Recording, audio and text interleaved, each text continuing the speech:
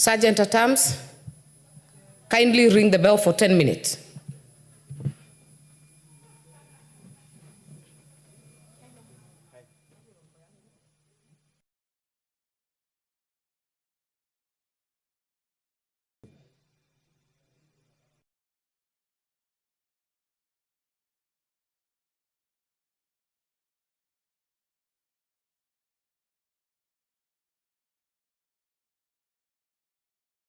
Niko na vita na wewe.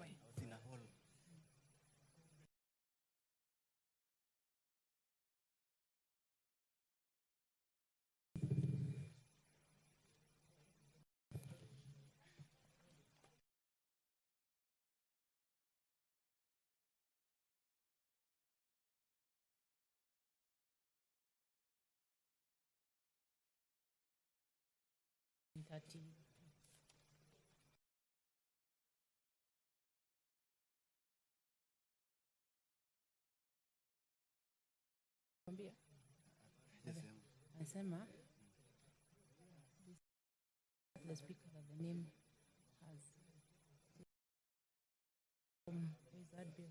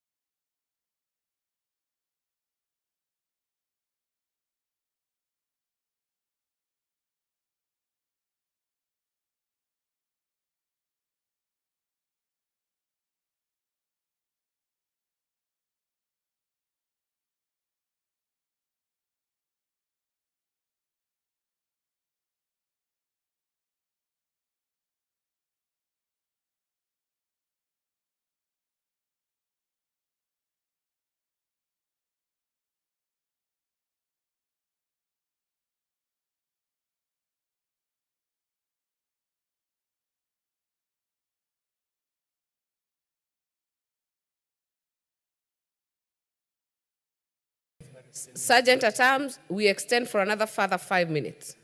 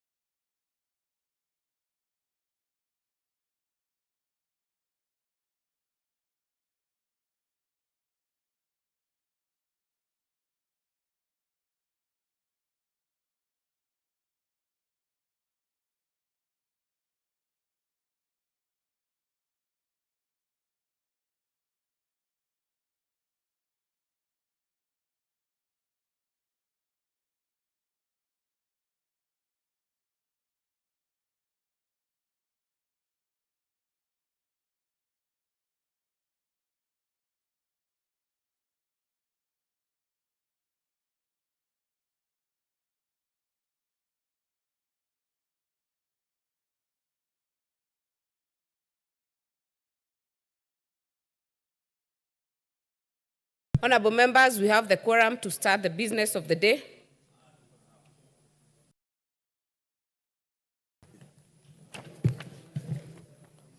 Order number 1, administration of oath. Order number 2, communication from the chair. Order number 3, messages. Order number 4, petitions. Order number 5, papers. Deputy Leader of the Majority. Honorable Mbaya.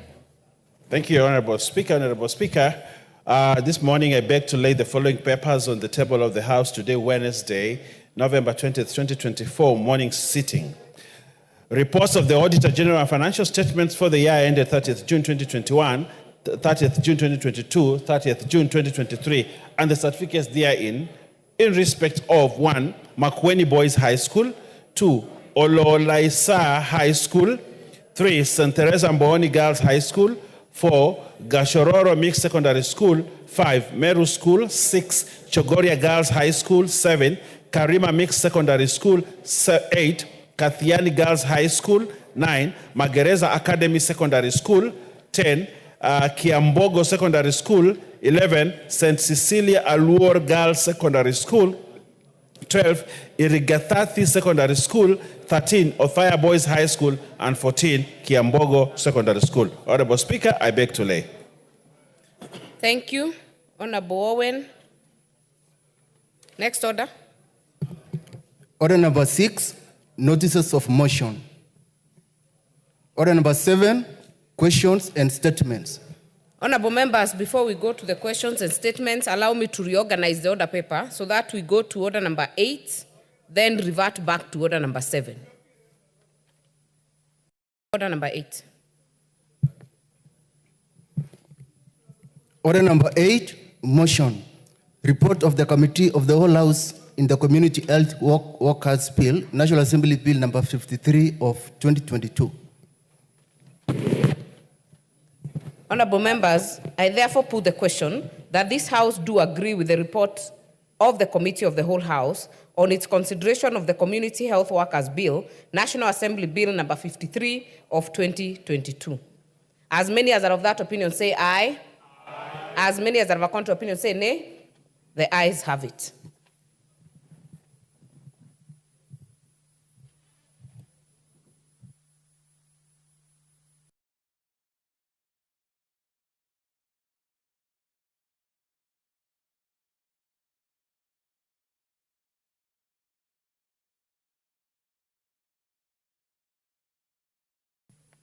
Mover of the bill, kindly move third reading in the amended form. Thank you, Madam Speaker. Madam Speaker, I beg to move that the Community Health Promoters Bill, National Assembly Bill number 53 of 2022 be now read a third time, and I also request Honorable our Chair, Dr. Pokose, to second. Honorable Pokose. Honorable Speaker, I second. Honorable members, I have confirmed that we have the requisite quorum for the purpose of this decision. I therefore put the question, which is that the Community Health Promoters Bill, National Assembly Bill number 53 of 2022, be now read a third time. As many as are of that opinion say aye. As many as are of a contrary opinion say nay. The ayes have it.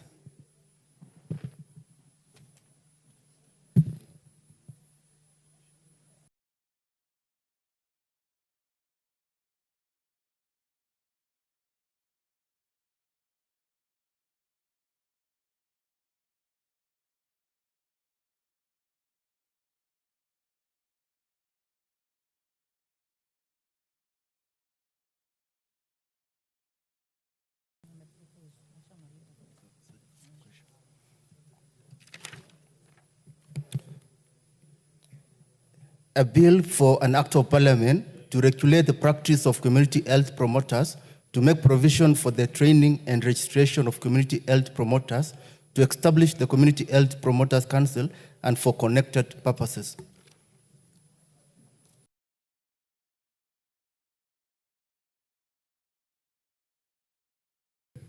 We revert back to order number 7. Order number 7, questions and statements.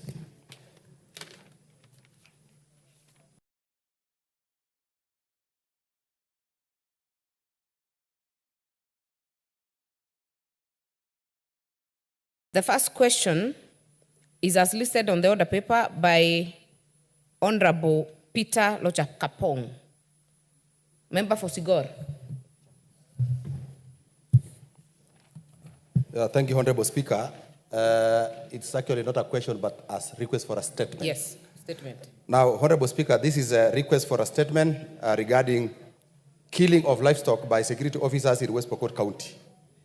Now, Honorable Speaker, pursuant to the provisions of Standing Order 44.2c, now I wish to request for a statement from the chairperson of the Departmental Committee on Defense, Intelligence and Foreign Relations regarding the killing of livestock by security officers in West Pokot County.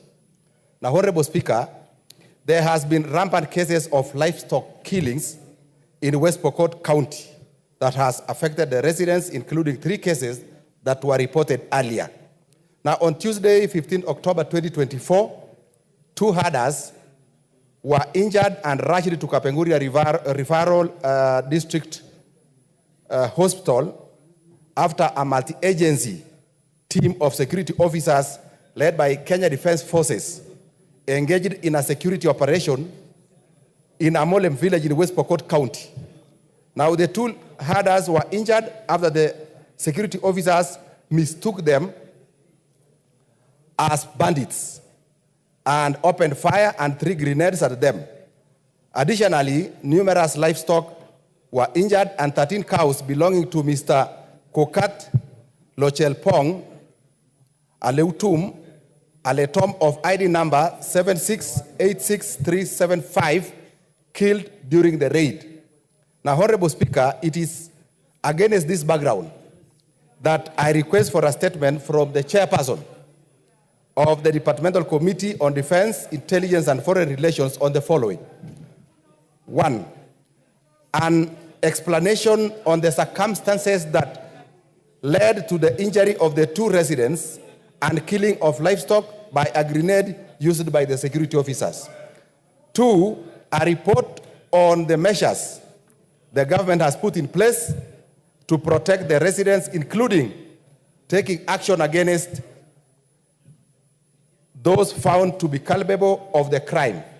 Now, 3, relief measures and any compensation plan that the government is putting in place to support the victims. And 4, Honorable Speaker, measures in place to ensure now the security agencies operating among communities establish structures and mechanisms of obtaining information that aids in providing security. I thank you, Honorable Speaker. The chair had indicated is engaged in ministry function. Honorable Kwenya.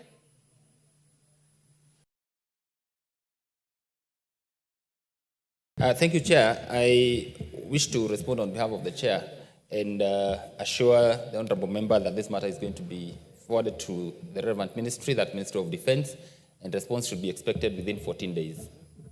Thank you, Chair. In the next 2 weeks, next is the member for Bumula, Honorable Wamboka. If not in the House, we shall go to the responses, starting with the Committee of Defence. Again, Honorable Kwenya. Thank you, Chair.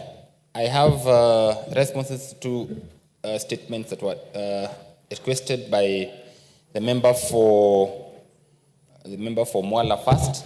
Begin as in the order paper. Start with the Honorable Felix Odiwuor. Oh, thank you, Chair. I start with one that was requested by the member for Langata, the Honorable Felix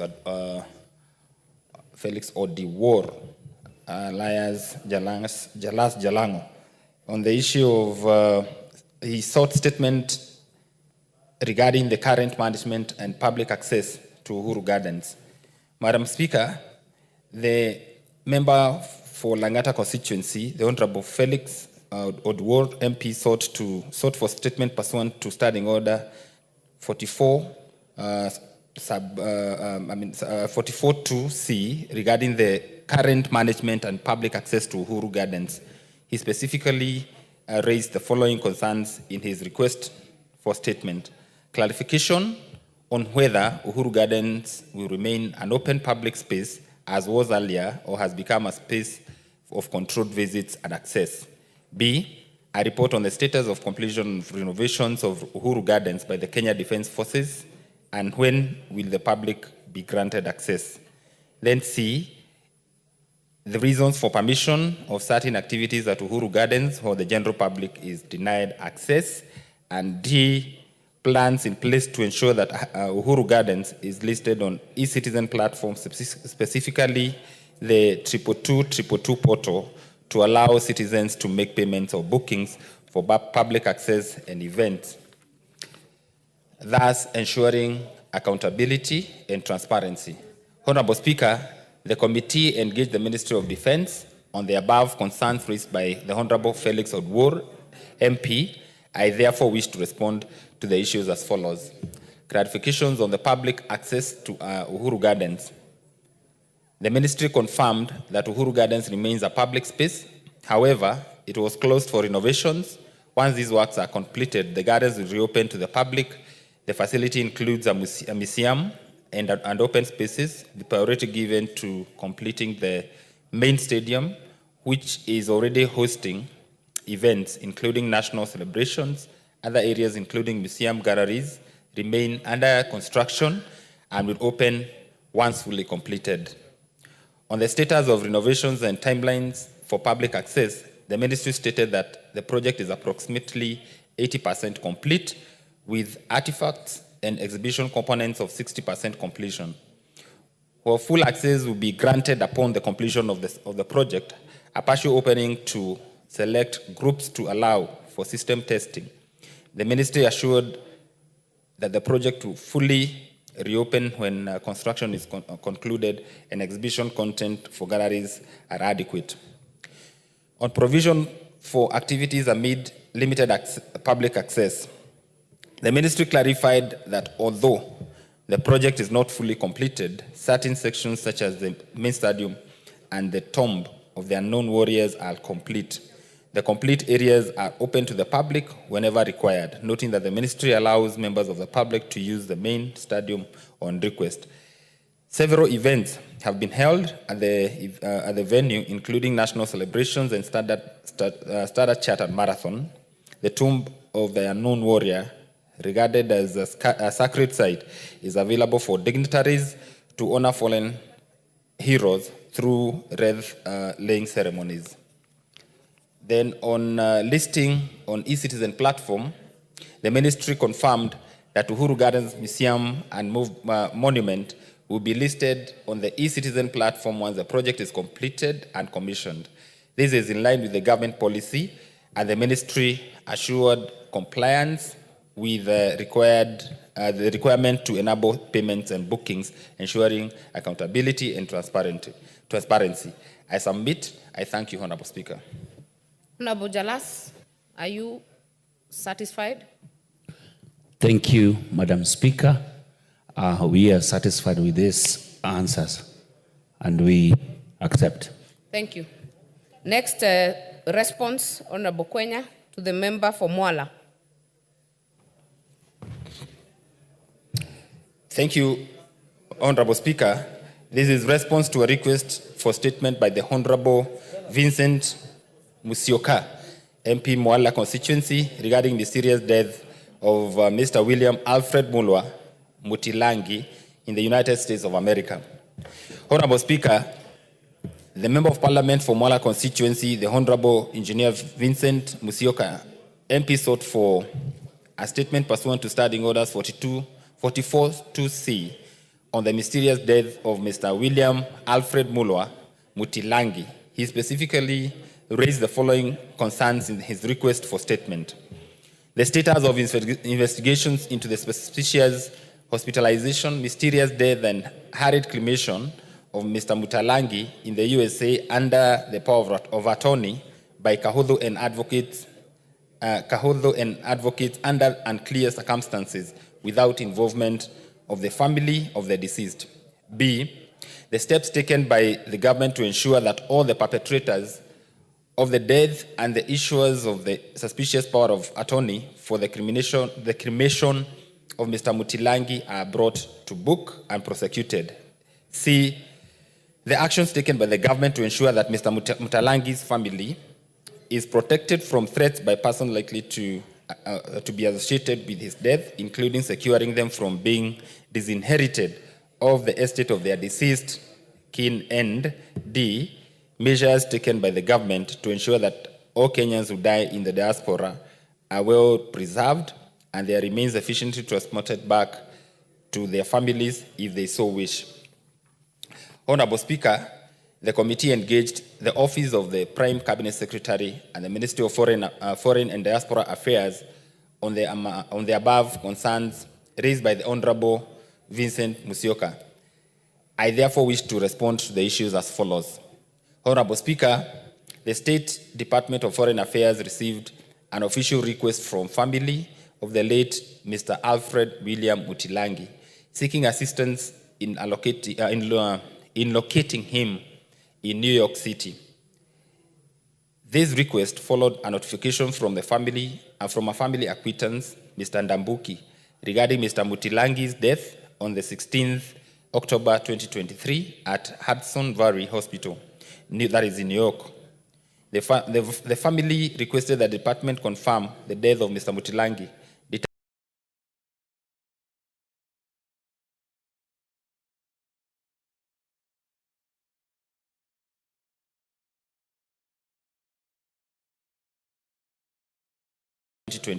at Hudson Valley Hospital, that is in New York.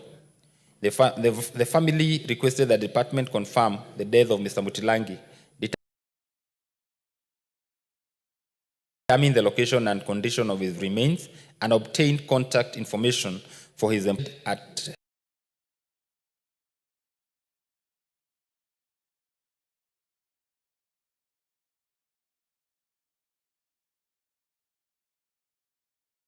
his son's request. The funeral home, however, declined to disclose the specific cause of death, citing that data protection concerns. To maintain client confidentiality, the funeral home indicated that it would only communicate with a legally appointed family representative. This information was relayed to Mr. Mutilangi family through Mr. Vincent Mutilangi. Attempts to gather additional information from PepsiCo regarding Mr. Mutilangi's employment were unsuccessful. PepsiCo indicated that conflicting claims from individuals claiming to be family members had made it difficult for them to disclose any information, save to a duly appointed legal representative. Consequently, the State Department advised the family to initiate succession, cause and obtain letters of administration for an appointed administrator, Mr. Mutilangi's estate, to directly engage the funeral home and his employer. Further investigations revealed that Mr. Mutilangi may not have maintained a close relationship with his immediate family in Kenya. His family was unaware of his illness, and admission to hospice came until after his death. It also emerged that Mr. Mutilangi may have had a family, including a son and a wife, reportedly of Tanzanian nationality, a fact disputed by his Kenyan family. These family dynamics necessitated legal intervention, rendering the matter outside the scope of the embassy involvement. The inquiries conducted by the State Department thus confirmed Mr. Mutilangi's family and the cremation of his remains. That is, let me take it again. The inquiries conducted by the State Department thus confirmed Mr. Mutilangi's death and the cremation of his remains. However, due to conflicting claims from various parties whose interests could not be verified, certain details, including the precise cause of death, information on his next of kin, and his dues from PepsiCo could not be ascertained.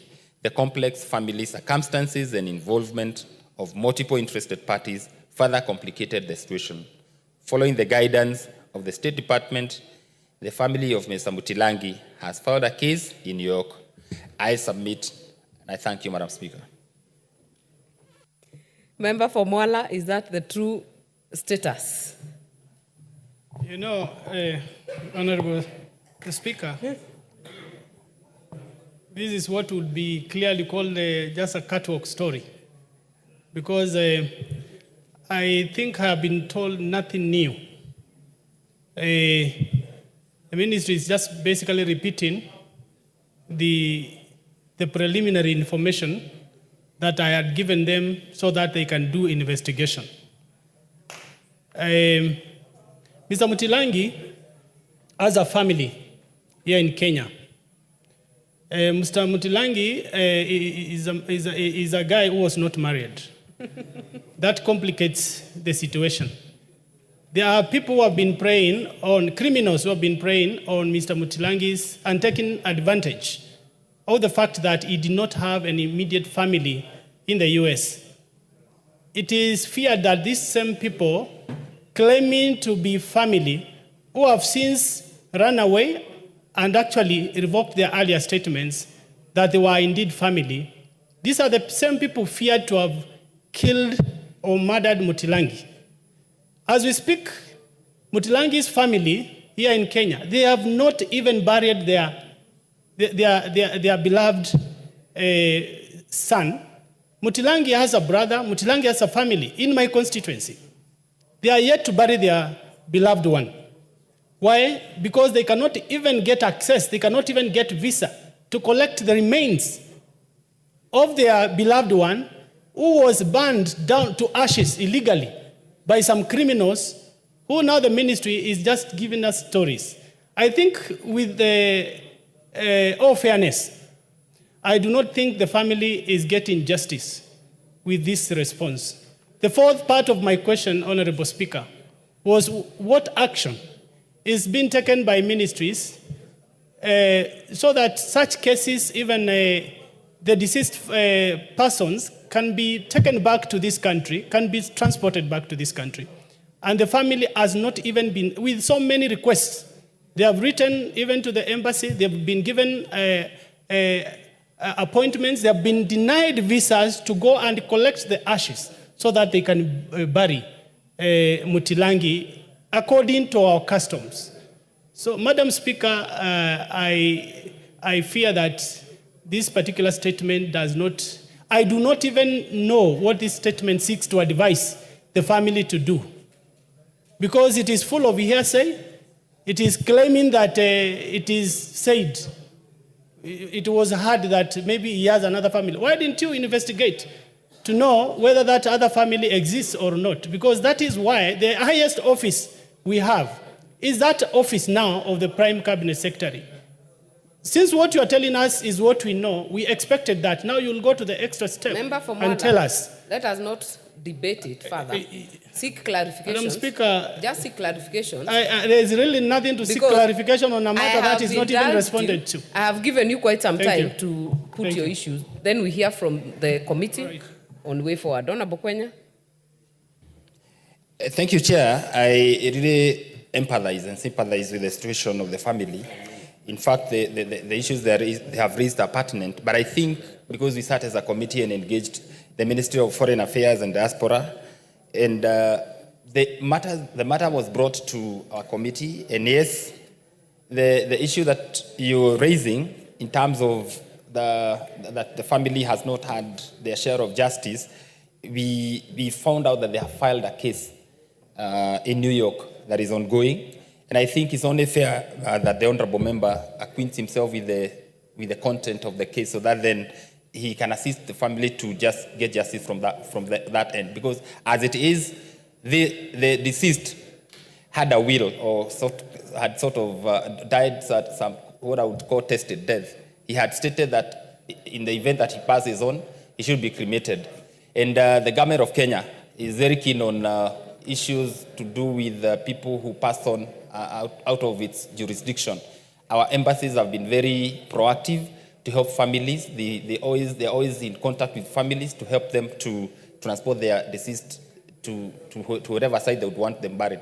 But now, where there's a will of someone, of what someone would want to be done to them once they pass on, then the government there's nothing much that they can do.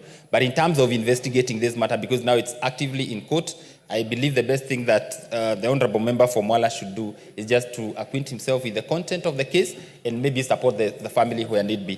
Thank you, Madam Speaker. Member for Mwala. Maybe, Honorable Speaker, I'm not very good in legal matters, but I just wanted to know. So, Kenyan citizens in the US, they must seek justice in the US?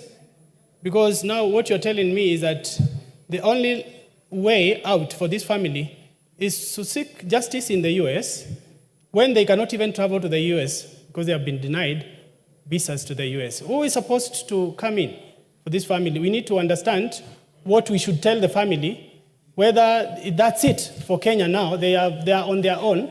They go to the US, and also tell us if you have any plans to assist the family to get the remains of the ashes to this country for the burial. That's what we want to know.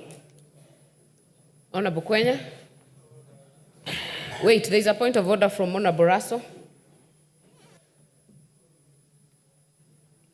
Thank you very much, Honorable Speaker. Honorable Speaker, the ping pong we are hearing between the two members, somebody dies in a foreign jurisdiction. That does not fall within the realm of the Kenyan courts. What the Foreign Affairs is advising is exactly what Honorable Kwenya there is saying. This individual died while he has a will. It's not just any other thing. There is a will. So the will of a person who has died must be respected, whether it is in Kenya or whether it is in that foreign jurisdiction. What Honorable Kawaya here should be asking through the committee, the Foreign Affairs, is how they will try to intervene so that the disease is interned in the custom of their community. And there is only so much that the Kenya government can do to help that situation, because I think it's more complicated than we are hearing just for the exchanges between the two individuals. Thank you, Honorable Speaker. This will be your final chance, Honorable Kwenya, to make any further, which is different from what you've already said. Thank you, Chair. You know, there's something that the honorable MP for Mwala is raising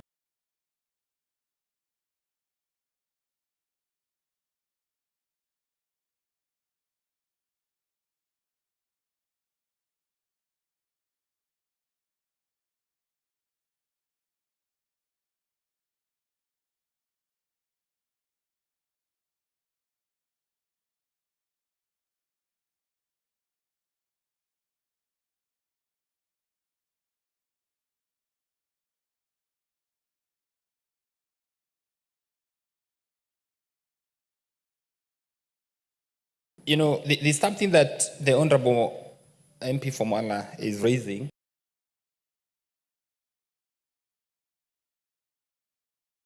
There's something that the Honorable MP for Mwala is raising.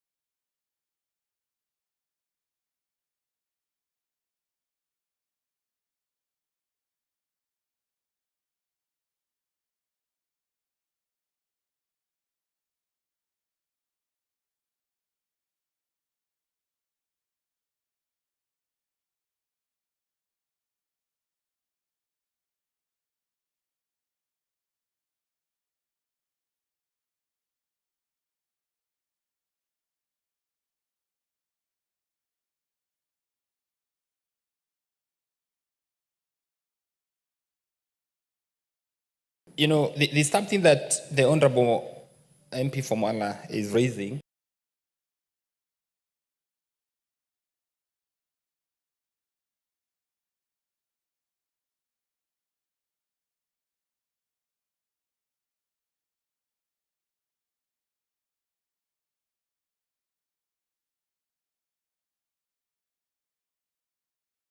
They are the authors of that response. So when you say they don't understand, then it contradicts. In which case, the substantive speaker has ruled in the past that any chair presenting any matter here must first satisfy themselves that it represents the truth with the ministry. He is responding to this as the cabinet secretary. And I'm just saying that there is nothing in this statement. There seems to be so much they do not know. No investigation has been given to these allegations, which still remain allegations. And we are asking, if they still remain allegations, who is then supposed to unearth the allegations? Because if we say that's it, then what are we advising the family to do? Member for Mwala, before I give you Honorable Makali, I think we have gotten out to conflicting issues. You have brought the issue of murder, which is not come out from the statement, because from the statement they have said he died in the hospice. Chronic illness in the hospice, and he had already written down his will. But let me indulge Honorable Makali Mulu, then we will make progress from here. Thank you very much, Honorable Speaker. Honorable Speaker, listening to the Honorable Kawai and the representative of the chair, it is obvious that they will not get a solution in this sitting. Because, Honorable Speaker, the statement which has been read is actually a statement but I'm on a point of order. How do you ask a point of order when someone is on a point of order? Continue, Honorable Makali. I thought CNN is a ranking member. You still... So, Honorable Speaker, what I wanted to say is this. I think if we are just to assist Honorable Member from Mwala, is that maybe the chair could facilitate a meeting where they call the PS and the Honorable Member from Mwala attends. Because I think the kind of questions asking will be able to be answered by the ministry. Otherwise, my friend here, Honorable Thuku, can never answer some of those questions. I wish it was a question other than a statement, because a statement is written, so the chair can only read a statement for you, and that is the end of the story. But if they can facilitate a meeting, thank you, I think they will be able to help the member. I think that is the route we will take.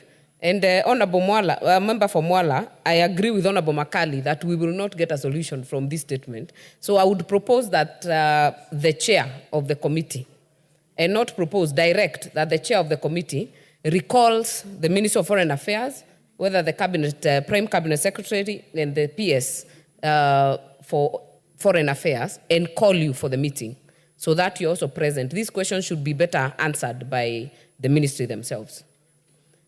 Honorable Kwenya, guided.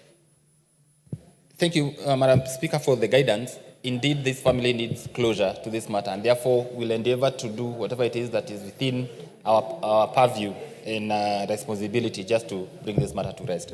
I'll communicate the same to the chair of our committee. Thank you, Chair. That is well guided. Next question, next statement from the chair, Energy. You are on the other side now to respond to Honorable Makali Mulu.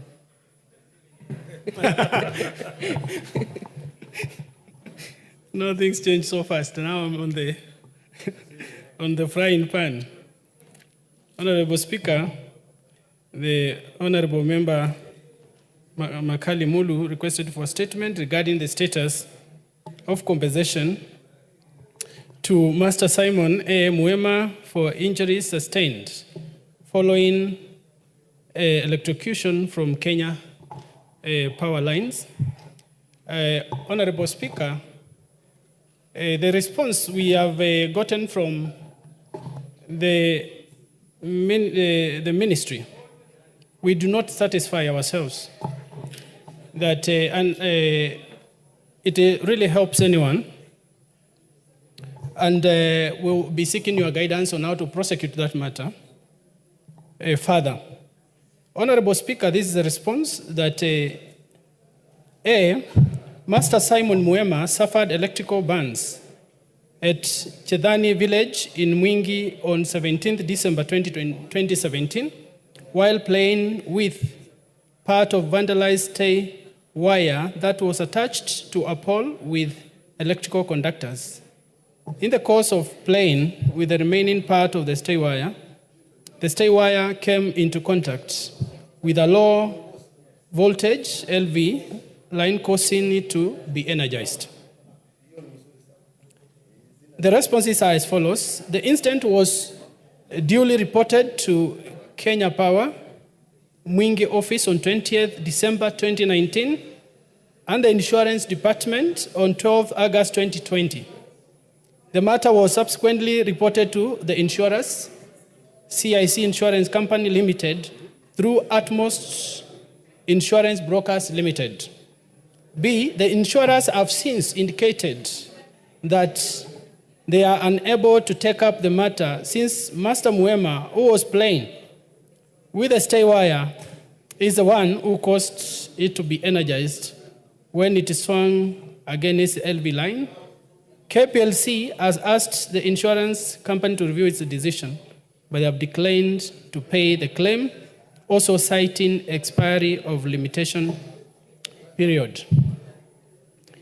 In this regard, Kenya Power and Lighting Company has referred the matter to the regulator to review and enable its logical conclusion.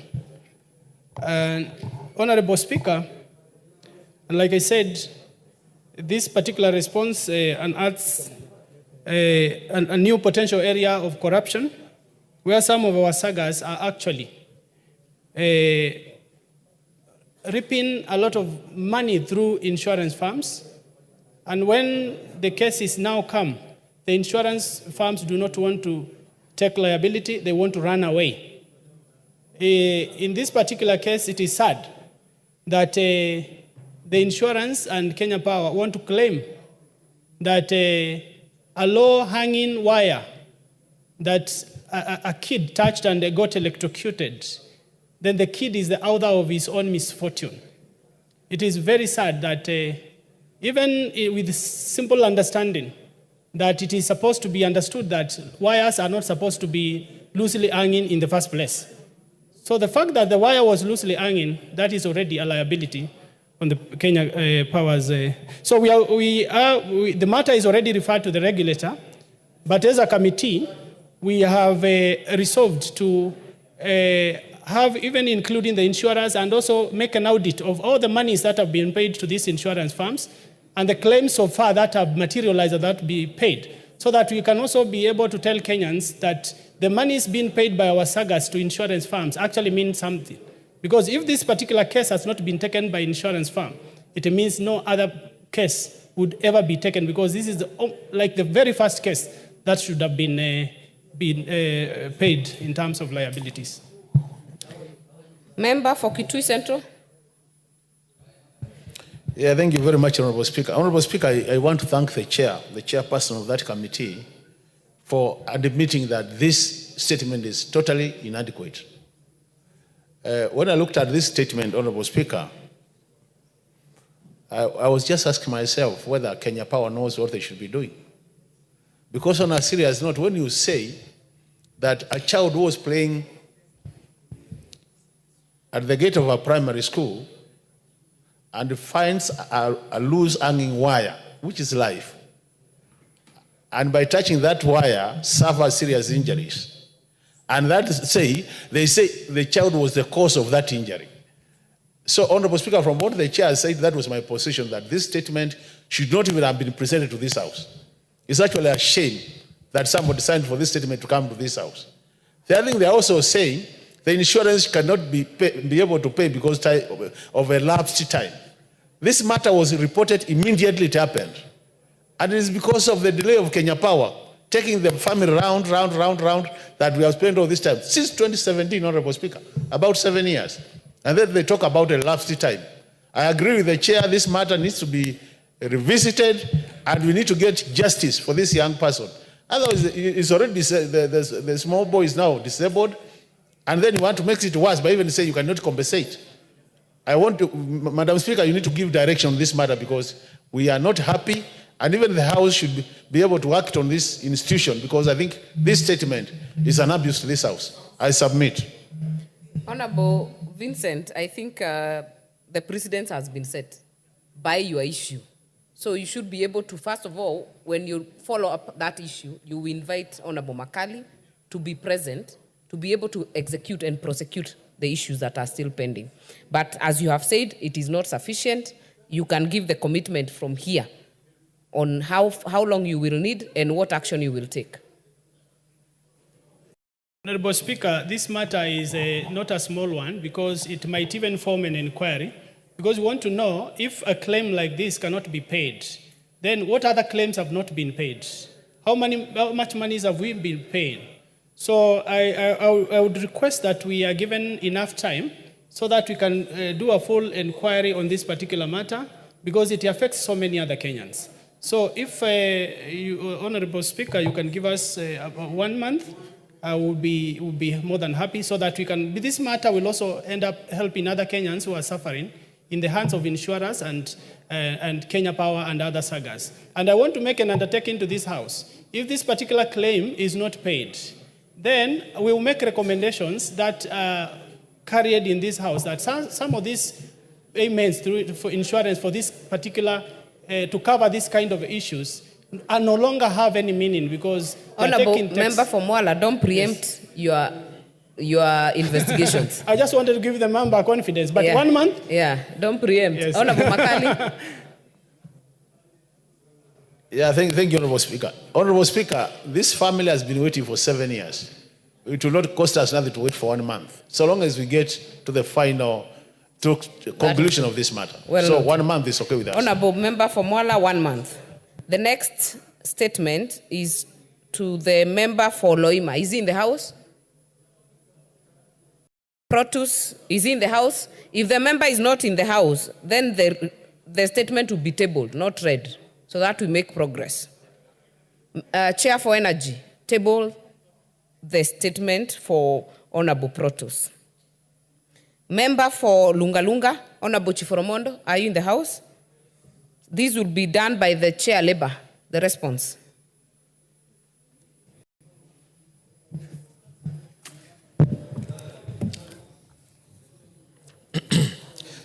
Thank you, Honorable Speaker. And this is a response to a request for a statement by the Honorable Chiforomondo Mangale, MP Lunga constituency, regarding the gazettement of Lunga sub-county as a hardship area. Honorable Speaker, I thank you for this chance. And the honorable member sought a response to the following issues. 1, the measures put in place by the Ministry of Public Service and Human Capital Development to ensure the gazettement of Lungalunga sub-county as a hardship area and provide details on timelines to be taken for gazettement of the area. 2, the reasons why there has been delay in implementation of the recommendation of the inter-agency committee that Lungalunga sub-county be gazetted as a hardship area. And 3, a report on the progress, if any, by the ministry to implement the proposal for gazettement of the area. 1, Honorable Speaker, prior to 1997, the civil and teaching service and similar designated hardship areas, which included the former Northeastern Province, including Wajir, Madera, Garissa, Samburu, Isiolo, Lamu, Marsabit, Tana River, West Pokot, Turkana, and northern area of Baringo. This comprised of 11 fairly distinct hardship areas. Designation of such areas was undertaken in consultation with the Office of the President, the Directorate of Personnel Management and Provincial Administration and Internal Security. In 1997, the Minister for Education, through legal notice number 534 of 11th November 1997, gazetted an additional 25 hardship areas for the teaching service, following a recommendation by the Teacher Service Remuneration Committee. And in 2005, the number of designated hardship areas for the teaching service was increased from 36 to the current 44, as indicated in the appendix that is attached here, and that I will share, and I believe he has or he should have. Then currently, the civil service, the national and the county government has 16 designated hardship areas as shown in a document that is attached to the one that I have, while the judiciary has 21 areas designated as hardship areas based on location of the law courts shown in another document that is attached with me here. Honorable Speaker, the government through the ministry responsible for public service, taking cognizance of the existing disparities in designated hardship areas in the public service, continued an interagency technical committee in the month of March 2019. The committee comprised of representatives from the Ministry of Public Service, Gender, Ministry of Interior and Coordination of National Government, Ministry of Education, the National Treasury and Planning, Public Service Commission, Teacher Service Commission, Commission on Revenue Allocation, Salaries and Remuneration Commission, SRC, Council of Governors, and the Kenya National Bureau of Statistics. Honorable Speaker, the Interagency Technical Committee undertook countrywide field visits and surveys and prepared a report for cabinet approval and gazettement. Then, Honorable Speaker, the Lungalunga sub-county is currently not designated as a hardship area for purpose of payment of hardship allowance.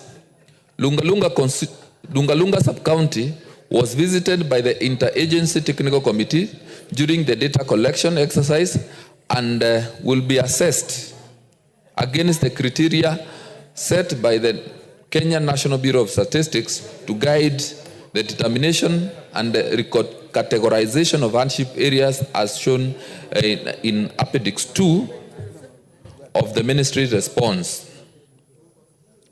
Now, Honorable Speaker, on the response to the second question, which was the reasons why there has been delay in the implementation of the recommendation, the gazettement of the hardship area and the implementation of the designated hardship areas will be undertaken upon approval by the cabinet.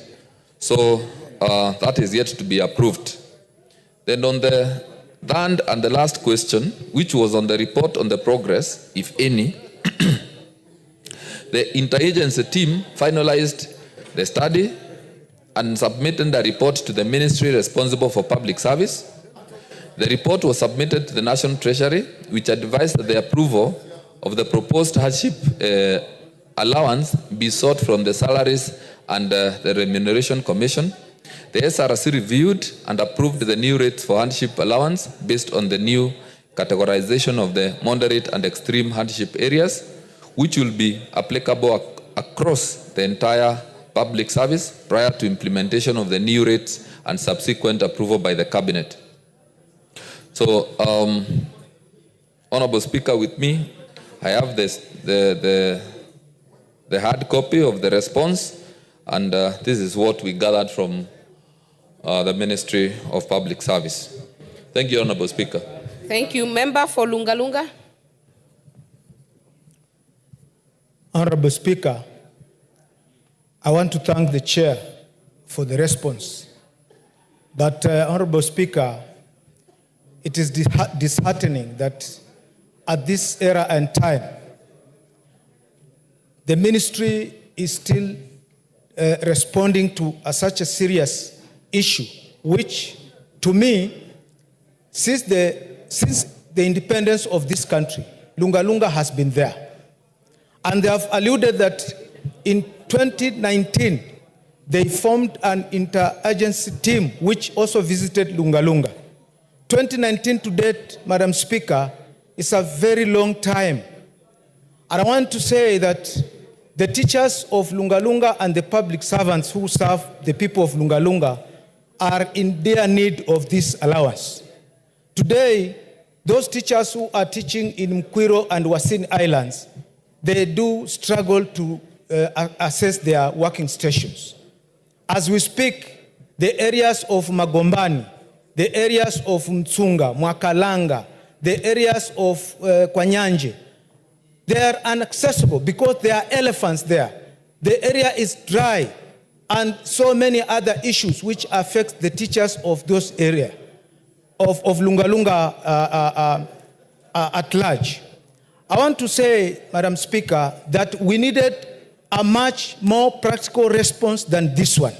Of course, we anticipated and expected that the ministry would tell us when they are going to gazette Lunga Lunga sub-county as a hardship area.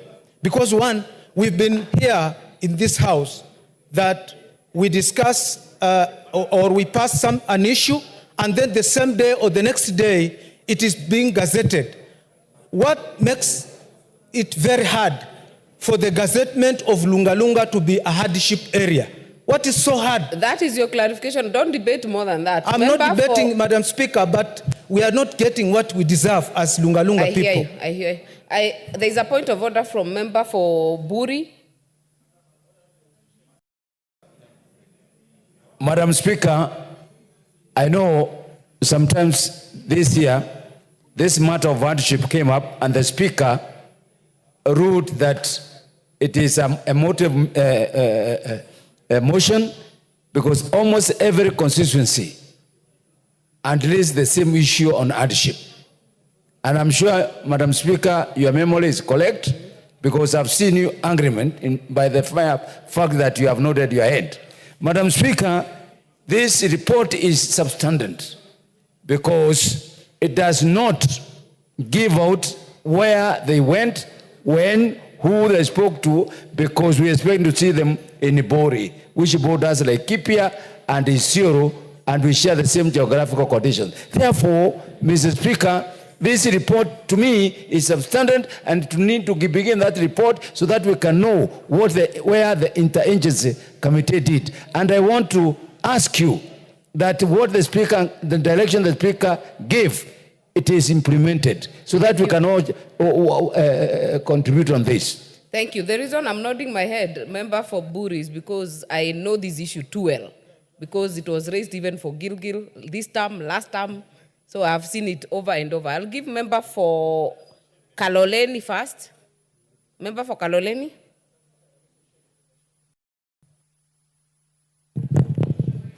Thank you, Madam Speaker. I also raised a similar question in March, and the Speaker gave directions that the leader of majority was supposed to consult with the ministry so that they could give a comprehensive report on how some constituencies were left out, yet they are supposed to be included in the gazetted as a hardship areas. So Kaloleni was one of them. Maybe, Speaker, you could give direction to, or direct the leader of majority to tell us how far has he gone with the direction which was given by the Speaker, so that this matter can be concluded, because almost all constituencies across the country are suffering. So they should be also included as hardship areas, so that our teachers, our civil servants who are working in these areas can be given hardship allowances. Thank you. The leader of majority, Honorable Mbaya, I hope you are listening, because this issue, every time the question comes, it becomes a cross-cutting issue from all the constituency or majority of the constituencies. So I would be hoping that you have that report as guided by the Speaker, but on this one was specific to Lunga Lunga. It is only now spilling out to other constituencies. I'll give member for Endebess, then member for Jomvu. Madam Speaker, thank you. And I want to thank the Honorable Jifaramondo, member for Lunga Lunga, for raising this matter. Honorable Speaker, I think year in, year out, we've actually been raising this. And as you are aware, Endebess constituency borders West Pokot, which is a hardship area. Then you wonder, somebody who is working in Endebess is not qualified to get hardship area allowance, just the same as somebody who is in West Pokot or Kapenguria constituency, my neighbor, Honorable Moroto. So I had a proposal, Honorable Speaker, that if the member for Runyenjes, not Runyenjes, or Runyenjes, yes, the Honorable Karemba, the chair for Labour, if he could be able to maybe have a way of how all the other constituencies can be captured. And then he does a follow-up for gazettement of, because it's just a question of gazettement. Once they are gazetted, then we can have the ministry implement it. Because even if we ask the leader of majority, it is easier for Honorable Kalemba to follow it up and have our constituencies gazetted. No, it's not a wrong approach, my friend. You know, Rindigiri, protect me, Madam Speaker, from... Address the chair. Protect me from Honorable Rindigiri. Address the Speaker. You know, since Honorable Rindigiri got the deputy presidency, he now imagines himself that he can give orders. You know, you have to be humble, Honorable Rindigiri. You have to be humble. I was asking Honorable Speaker if Honorable Karemba can have our constituencies so that it is captured and gazetted, so that we can have it followed to be implemented. Because we'll always be crying and making these requests, and yet nothing happens. That is my appeal, Honorable Speaker. Member for Jomvu. Mheshimiwa Speaker, nasimama kuunga mkono kwa hoja hii specifically kwa Lunga Lunga. Kusema kwa Lunga Lunga najua, na Mheshimiwa Jiforomodo yale ambayo amesema ni kweli, kwa sababu tukiangalia Lunga Lunga ni hardship area, ama ni area ambayo iko na matatizo sana. Hata vile vile ndugu yangu Katana alivyosema, nataka kuungana kusema kwa Jomvu kuna mahali kunaitwa Miroroni, ambako huko kuna boda Kaloleni, ambako Mheshimiwa Katana amesema, na Rabai pia vile vile amesema. Kwa hivyo naomba Mheshimiwa Speaker, Mheshimiwa Owen Baya, kiongozi wetu, afanye bidii kuona kuwa area zote ambazo zimetajwa ziweze kuwa specified kama hardship areas. Unaona kama Mombasa kuna sehemu zina shida kubwa sana, lakini watu wakiangalia mahoteli, watu wakiangalia vile hali ilivyo, wanaona Mombasa ni mahali kwa starehe na hali watu maisha ni ngumu. Tujumuishwe kama hardship areas ama sehemu ambazo zina hali ngumu, na sisi tupate manufaa kama Jomvu. Asante Mheshimiwa Speaker. Asante sana. Mbunge wa kuteuliwa Dorothy Muthoni. Thank you, Honorable Speaker. Honorable Speaker, the matter at hand is a very emotive issue because it has been canvassed in this House for the longest time. Honorable Speaker, I thank the MP for Rungarunga for bringing up this matter, but this is a matter that touches on almost all the constituencies which are hardship areas. Honorable Speaker, the Teachers Service Commission, especially in the matter of teachers, has for a long time been not able to resolve this issue. And this is why some areas are seriously understaffed, Honorable Speaker, because the neighboring constituency is a hardship area and the neighboring school is not a hardship area. Honorable Speaker, I wish that this matter is time-bound so that we don't canvass this matter in this house again. Honorable Speaker, let the committee and the chair seated here, the chair labor, it is unfair labor practices when some people enjoy a facility that is given by the government and other people in the neighboring deserving constituencies don't get the same treatment. Honorable Speaker, rule on this matter. Thank you, Honorable Madam Speaker. Honorable members, we have canvassed on this issue not once, not just in this term, even last term, those who are there, even the other term. So I'll give the leader of majority on this one, Honorable Owen Bayer, because it had been directed by the Speaker that there was to be a team to undertake that exercise. You give and update the House. Okay. How far has that gone? When is the report expected, and when is the action expected? Okay, thank you, Honorable Speaker. Honorable Speaker, I know this is a very emotive, cross-cutting issue, and it is an issue that affects many people, because even when people talk about hardship areas, there's also the new element that has come in, municipalities, enhanced house allowances for municipalities. So it is an area that cuts across the whole country. And it is important, Honorable Speaker, that we get a comprehensive statement from the Minister in charge of public service. I think there has been consultation with former Speaker Justin Muturi to ensure that this matter is comprehensively done. So what I would like to request Parliament is that we be patient as I ask how soon the Minister will avail that statement to the House, a statement which is in the works. Honorable Speaker, I would like to beg the indulgence of members and yourself on this matter. I thank you. This issue has been pending, Honorable Maya. It would be very unprofessional to not put a timeline to it, because it is urgent and it is important. So could you do that before we break for recess in the next 2 weeks? We will do it before recess. In the next 2 weeks. 2 weeks. Member for Lungalunga, is it different? Madam Speaker, the issue here is about the report to be taken to the President Cabinet and then gazettement. So it's not about us being brought statements and all that. It needs to be approved by the Cabinet and also be gazetted. And it will be done because the report is already there as per the explanation from the chair. Thank you. Chair for Labour, Honorable Karemba. Thank you, Honorable Speaker. And I think it's good to separate issues, Honorable Speaker, because as per the request by the Honorable Member for Lungalunga, the report is already there. It is for that report to be taken to the Cabinet, as he is saying. But with regard to the other report, I think you've pronounced yourself on that matter, and it's now upon the leader of majority to do as you have directed.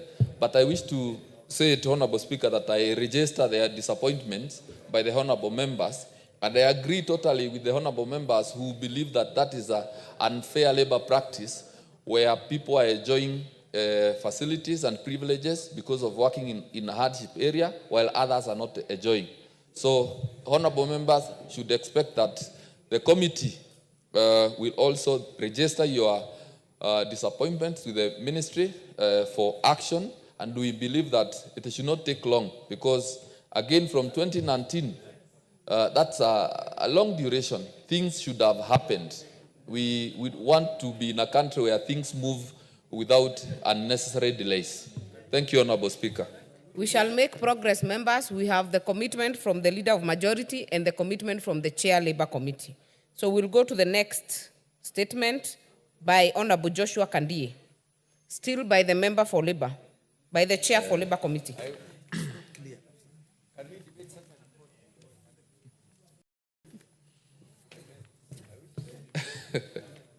Honorable Speaker, there is a pressing issue here, but I think he will execute it some other time.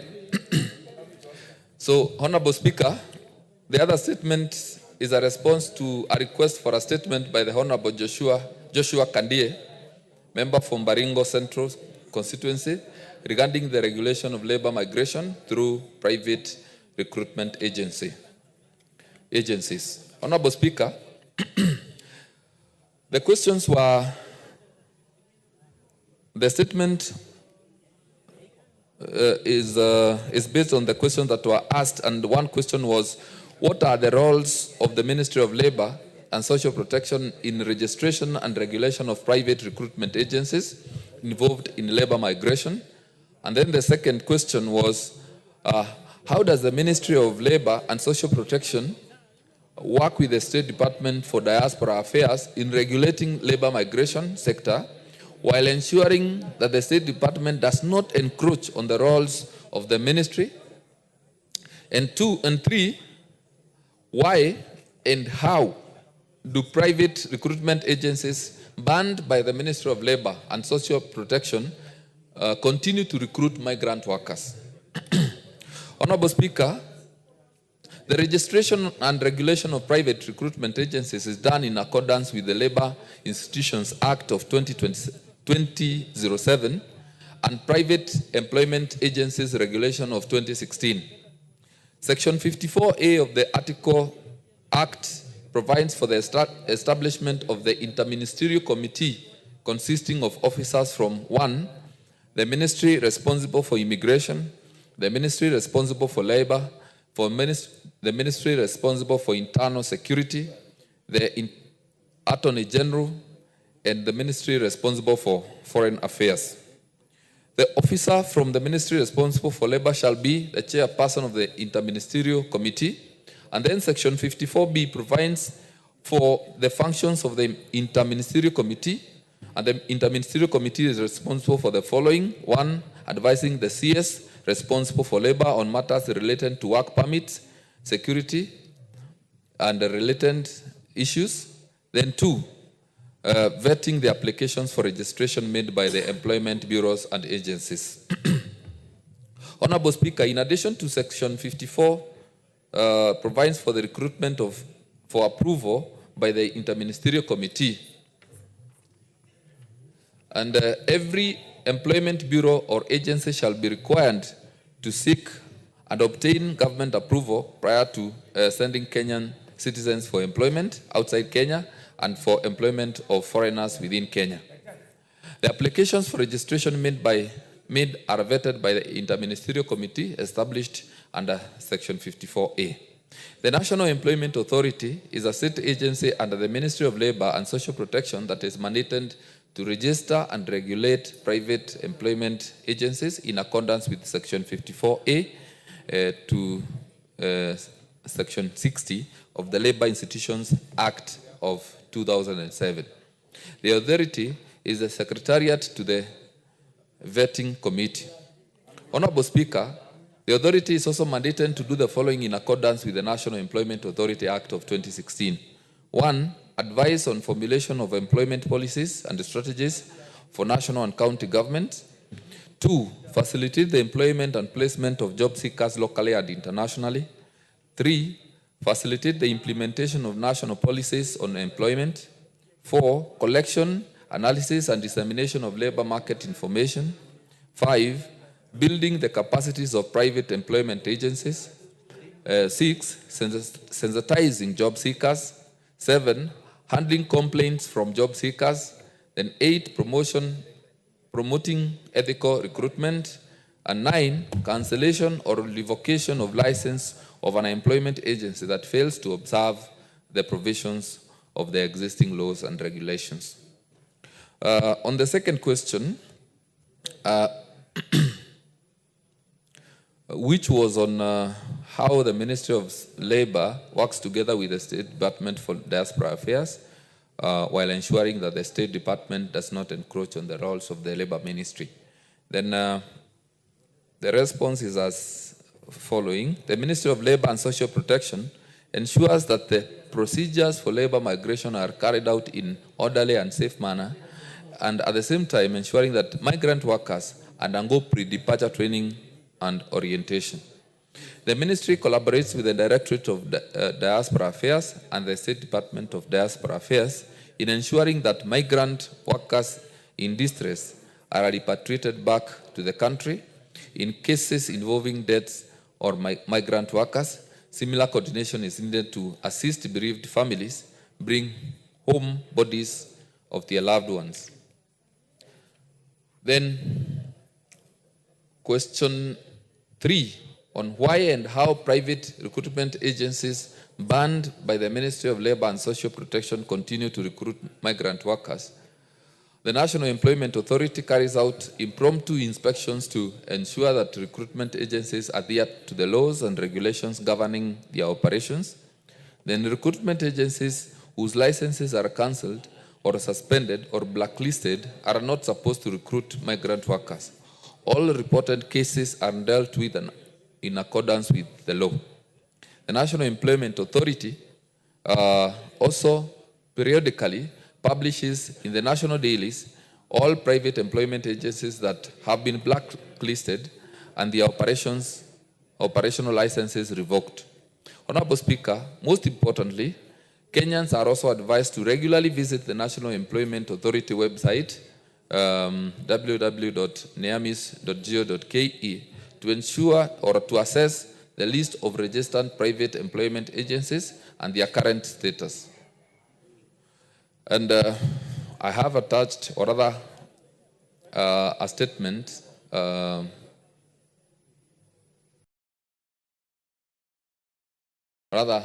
the same document or response has been relayed to the Honorable Joshua Kadie. Thank you, Honorable Speaker. Thank you, Chair. Member for Baringo Central. Thank you, Honorable Speaker. The only problem I have with this statement is that I happen to be among the delegates which went for the signing agreement with the German government in September, but I met some recruiting agencies which have been banned dining with mighty people in Germany. So this statement is in theory, but in practice we still continue seeing these banned recruitment agencies doing the business. So how will the ministry help us to make sure that our Kenyans are not exploited by these agencies? Chair. Thank you. While I consider the sentiments by the Honourable Member very, very, very important, I would appreciate if there is any supplementary information from the Honourable Member, now that he alleges that he was in Germany and he was in company with some recruitment agencies that have been banned or their license revoked.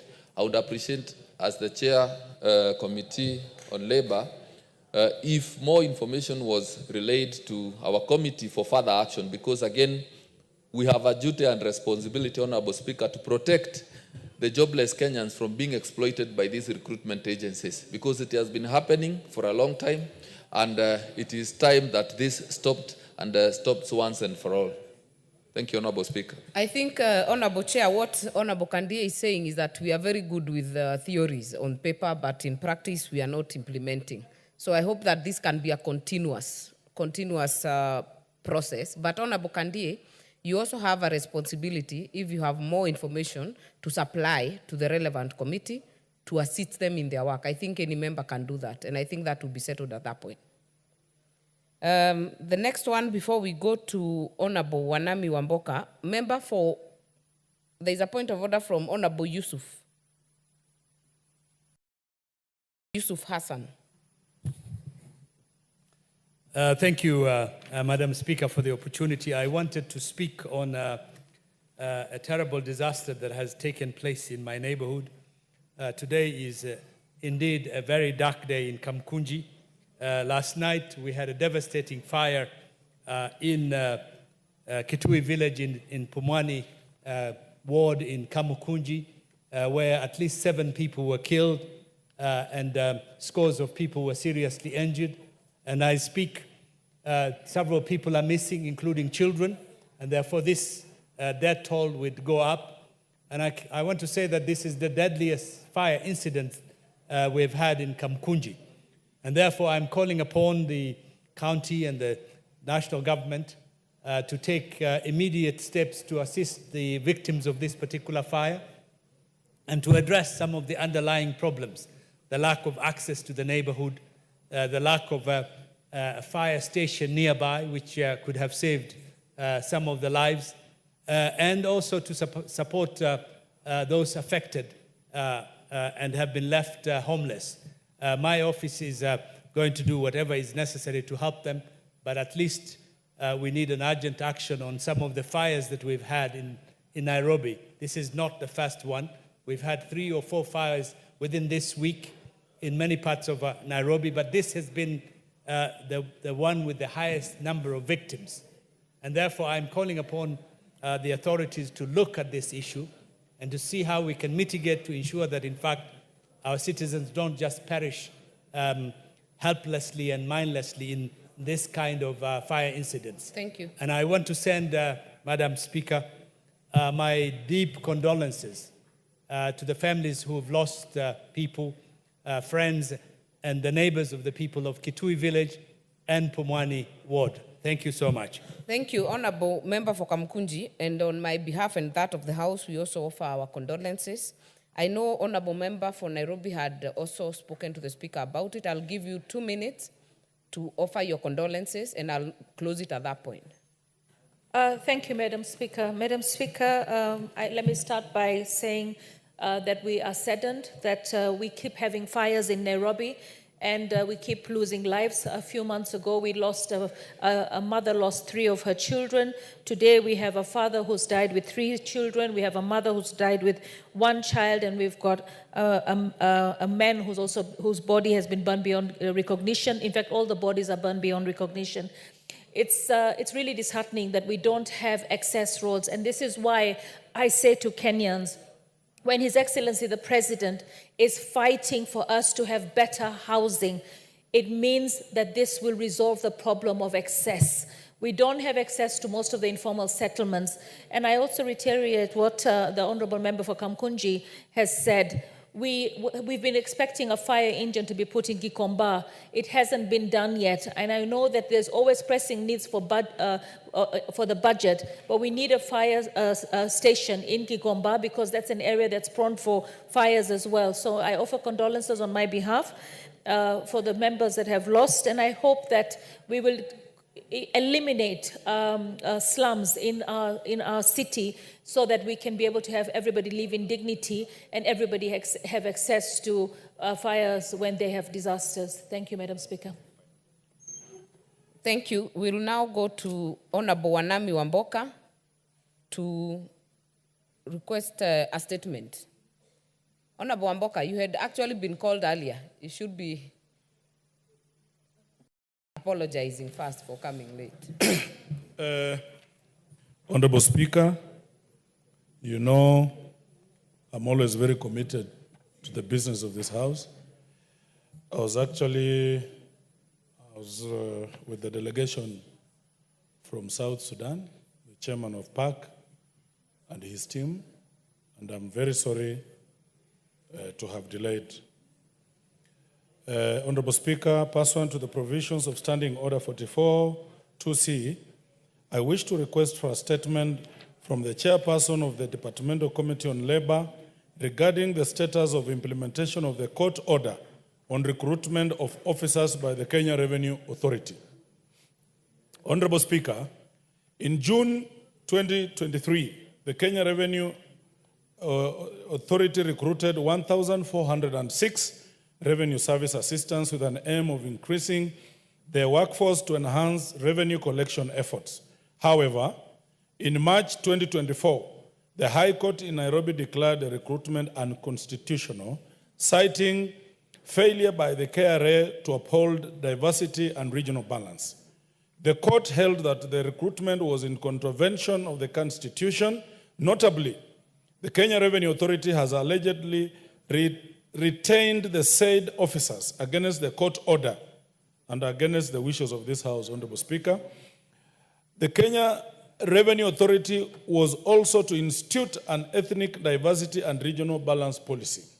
Honorable Speaker, it is against this background that I request for a statement from the chairperson of the Departmental Committee on Labor on the following. 1.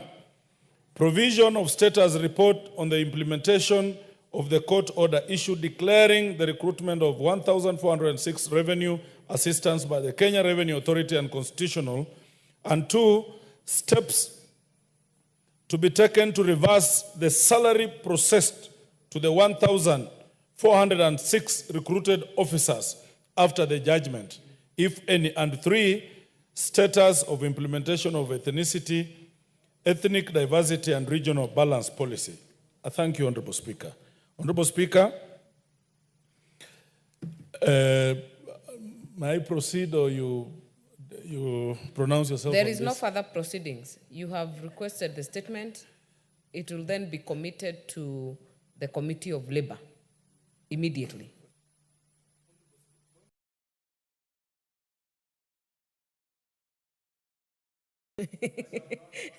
Honorable Wamboka, you have made a request for a statement on the status. I have committed it to the Committee of Labor. The leader of majority, kindly note, I don't see the chair, he has stepped out, or the vice chair. Ensure that the chair is well aware to bring a response in the next 2 weeks. Honorable Wamboka, what is out of order? Honorable Speaker, on about 3 months ago, I raised a statement with regard, I asked for a statement from Chairman of Defense Committee with regard to recruitment in Bumula constituency. And that debate was so heated in this House because more members were affected and therefore more constituencies. The chairman brought a response which was not adequate, not befitting to the standards of this House.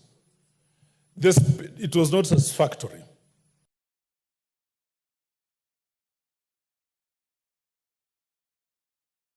The Speaker ordered that upon resumption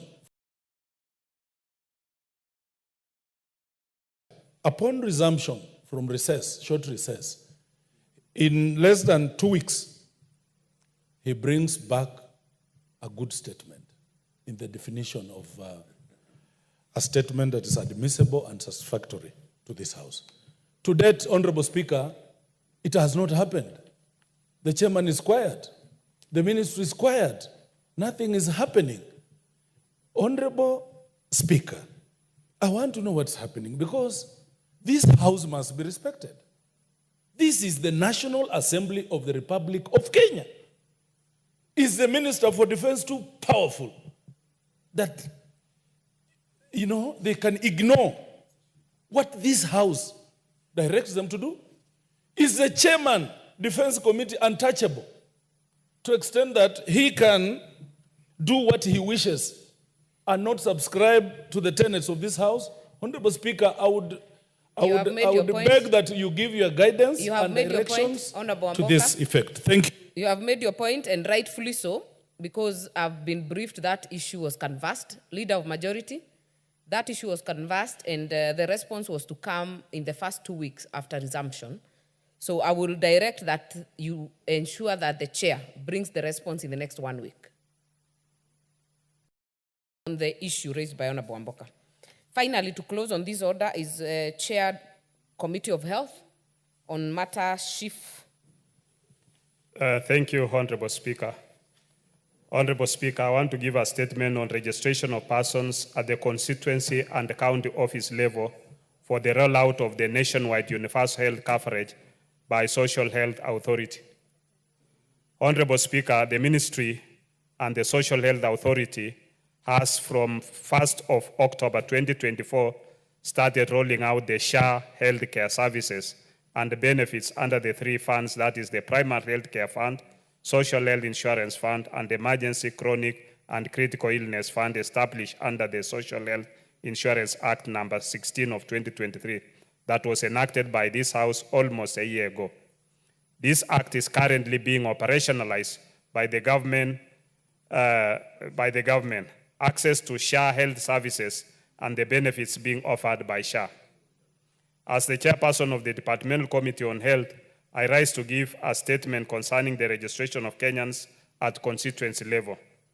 Honorable Speaker, members of the Departmental Committee on Health have raised concerns on the slow registration of Kenyans. In response to these concerns, the Ministry of Health was invited to clarify the slow process of registration of Kenyans. The Ministry of Health and the Social Health Authority, in the meeting held in the committee room on Thursday, 7th November 2024, highlighted its preparedness on the rollout of the access to Social Health Authority benefits. The SHA system had registered approximately 14,868,178 Kenyans as of yesterday, Tuesday, 19 November 2024. I wish to inform this August House that the Ministry has since deployed technical officers from Social Health Authority and Digital Health Agency to support in the registration of exercise as per the attached annex, which I have the annex attached here, and I'll be able to table it so that members can look at their constituencies and who are the staff from both the Digital Health Agency and the Social Health Authority. The purpose of this statement, therefore, Honorable Speaker, is to request the honorable members to support Social Health Authority rollout in their respective constituencies and counties for the county women by linking up with the officers listed in the respective regions and counties and contracts provided. In conclusion, Honorable Speaker, the registration of Kenyans, if implemented by the Ministry of Health in the manner that the latter explained to the committee, would contribute significantly to the digitization and modernization of Kenya's healthcare system, ensuring accessible, affordable, and high-quality care for all Kenyans as envisioned in the Kenya Health Policy 2014-2030 and the Kenya Universal Health Coverage Policy 2020 to 2030. Honorable Speaker, the challenge that many Kenyans face is because they want to register at the time when they are getting services. But we are requesting many Kenyans that they should register early enough so that when you go to get services in the hospital, you're already a registered member. You should not be struggling to register. And as per yesterday, we agreed with the Social Health Authority that they should contract all level 4s for outpatient services so that primary health care can be offered at level 2, level 3, and level 4. So that all level 4 facilities should be able to provide primary health care and people can walk in and walk out and get the services in which they are going to be provided. And the method for payment will be through capitation. And we want to ask Kenyans for patience so that, and also timely registration so that they can be able to access services without any difficulties. Thank you, Honorable Speaker, and I want to table this and ask members that they can go to the table office, look at their constituencies, and get in contact and get in touch with the Digital Health Agency and the SHA Authority officers who are responsible for registration in your area so that people can be able to be registered. They can also assist us in identifying who are the indigents so that the indigents can benefit from government support through being registered and being having access to services. Thank you, Honorable Speaker. Honorable Rindikiri. I want to thank you, Mr. Speaker, for this opportunity, and I want to really appreciate the focus of our chairman of Health Committee. However, Mr. Speaker, there are some clarifications that the Kenyans need to be told. On the matter of registration, there are new registrations. The people have never been with the NHIF. And they are old card holders of NHIF. That matter needs to be clarified, because what is happening now, particularly in the old card orders, they appear in hospital, the outpatient is working, the inpatient is not working, and vice versa. Mr. Speaker, what I thought the chairman could also come out very clear is to tell us exactly what are the causes of these delays. Is it a system failure? Is it a human-created failure? Or is it a natural law? Because it is very funny. The government is doing whatever it can. I believe there is something wrong at NHIF or SHA, whatever it is. Mr. Speaker, it's something that the committee need to investigate to find who is causing this delay.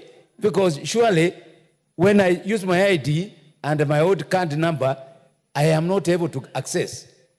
We have been blaming Kenyans for not having digital phones. But at my constituency level, Mr. Speaker, Board constituency, I assigned my staff to go around asking people who are not registered to register. But when you try to access that system, it is a nightmare, Mr. Speaker. So we need to know exactly what is the cause of this delay. Is it an intentional delay, or is it a sabotage?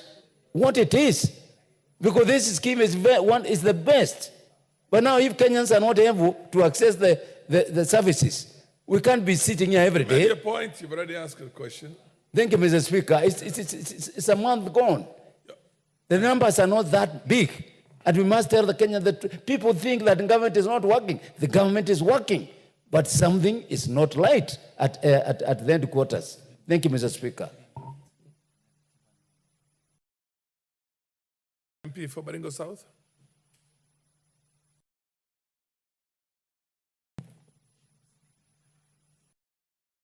Thank you, Honorable Speaker, for this opportunity.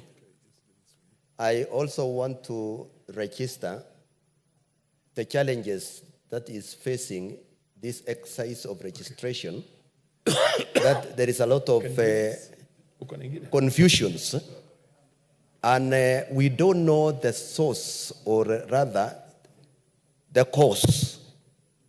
We want the ministry specifically and the officers of SHA to be very clear on this, because people who are sick, as they go for those services, some of them have registered, but they are told there is no specific number, reference number, because the numbers they are using is the holding numbers of NHIF.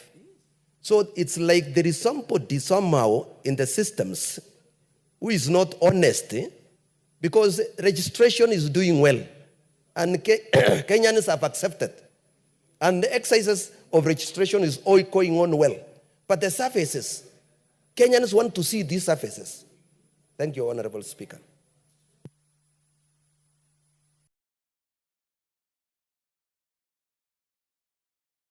Honorable Badibadi, I see your name on the screen.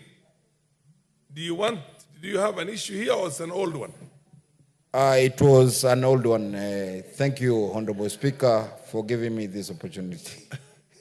But I wanted to converse on the old one. Okay, fair Yes. enough. Honorable Member, at the end there.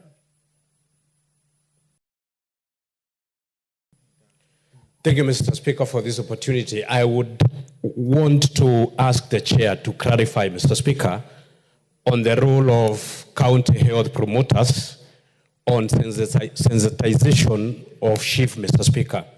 The last time I checked, Mr. Speaker, the remuneration of county health promoters was undertaken by both county government and national government, Mr. Speaker.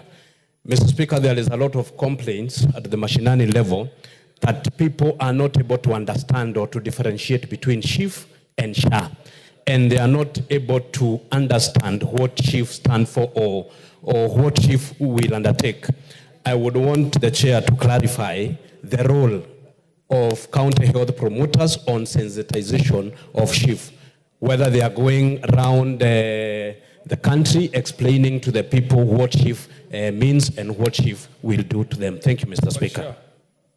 I think I take a very last one. We have other businesses to transact, and so this one you'll be the last one to ask a question. Asante Mheshimiwa Spika. Yangu ni ule utaratibu ambao unahitajika kwa wale ambao walikuwa wamejiandikisha katika ule mfumo uliopita wa NHF na sasa na huu mfumo mpya. Tunafahamu kwamba hata sisi kama wabunge tulikuwa tumechukua majukumu kupitia mfumo wetu ule mfuko wa NGCDF kuandikisha baadhi ya wale ambao wanahitaji usaidizi. Na walioandikishwa wakati ule ilikuwa ni wale watu ambao hawajiwezi, ni wazee, ni wakongwe, ni mayatima, hawana namna yoyote. Na katika huu taratibu ulioko ni kwamba inabidi waweze kusafiri kwenda vituoni na kujisajilisha upya. Ilikuwa niombi kwa mwenyekiti wa kamati husika kama ataweza kufanya utaratibu wa kuwatembelea wale ambao hawajiwezi, hasa ambao ni ukweli ndio wanahitaji huu usaidizi, kuona ni vipi wataweza kuhamishwa, kwa sababu wengi wao bado wako katika ule mfumo wa zamani ambao kama wenzangu walivyotanguliza ni kwamba wakiwa na dharura na kwenda hospitali hawapati matibabu yoyote. Kuna utaratibu gani ambao anaweza kufanya wa dharura ili wale ambao hawezi kwenda kwa vile vituo waweze kusajiliwa ili waweze kunufaika na hili? Asante Mheshimiwa Spika. Chair, please. Among the things you just been mentioned by, which you should take note of. Thank you, Honorable Speaker. For the benefit of the members. Yes. Some members, of course, and even the wider public. Yes. Explain also what's the difference between the chief and the sharp. Yes, I wanted to begin from there. One manages the other, but you have to really bring it out here. Honorable Speaker, the authority is called SHA, Social Health Authority. Social Health Authority manages three funds. Yes. The Social Health Insurance Fund, which covers for your health at level 4, 5, and 6. It also manages Primary Health Care Fund, which covers for your health in level 2, 3, and 4 outpatient. For 4 is outpatient services. And then it also manages Emergency, Critical, and Chronic Illness Fund. If you are using your Social Health Insurance Fund and you exhaust it, and you have a chronic illness, you are diabetic, you have a renal disease, you're on dialysis, you still get the services. You still get services, but now the services will be, you will be utilizing a different fund because you've exhausted your social health insurance fund. Okay. So it is managing those three funds. The Honorable Wamumbi talked about county health promoters. It is not county health promoters. It's community health promoters. Community health promoters are at the primary health care level. This is a network that each community health promoter is in charge of 100 households. And in these households is able to at least identify the illnesses that these people are having. You can be able to make diagnosis of this is a diabetic, this is hypertensive, and refer you to the health facility so that you can get proper treatment. And the role of county governments in community health promoters is that they are the county governments are the ones who recruit them. They also co-share the payment, where the national government gives 50% and the county government gives 50%, so that these community health promoters at least have something to take care of themselves. Initially, they were not being given anything, but now they are given a small stipend of 5,000. And it is paid by both national government and county government. And then the national government also has a responsibility to train them. Because you remember, I think this morning we've just passed a community health workers bill by Honorable Member for Ward Chief.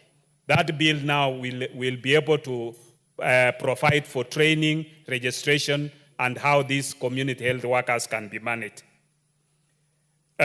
My colleague, Honorable Mugambi and Honorable Kamuren raised about the issue of registration.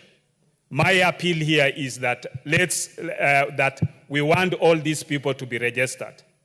everybody, all the 54 million Kenyans must be registered, so that when the government is allocating funds for primary health care fund, for level 2 and level 3 and outpatient, so that through capitation, you can be able to access all those services. Every Kenyan has a right to access them without paying anything for level 2, level 3, and level 4 outpatient.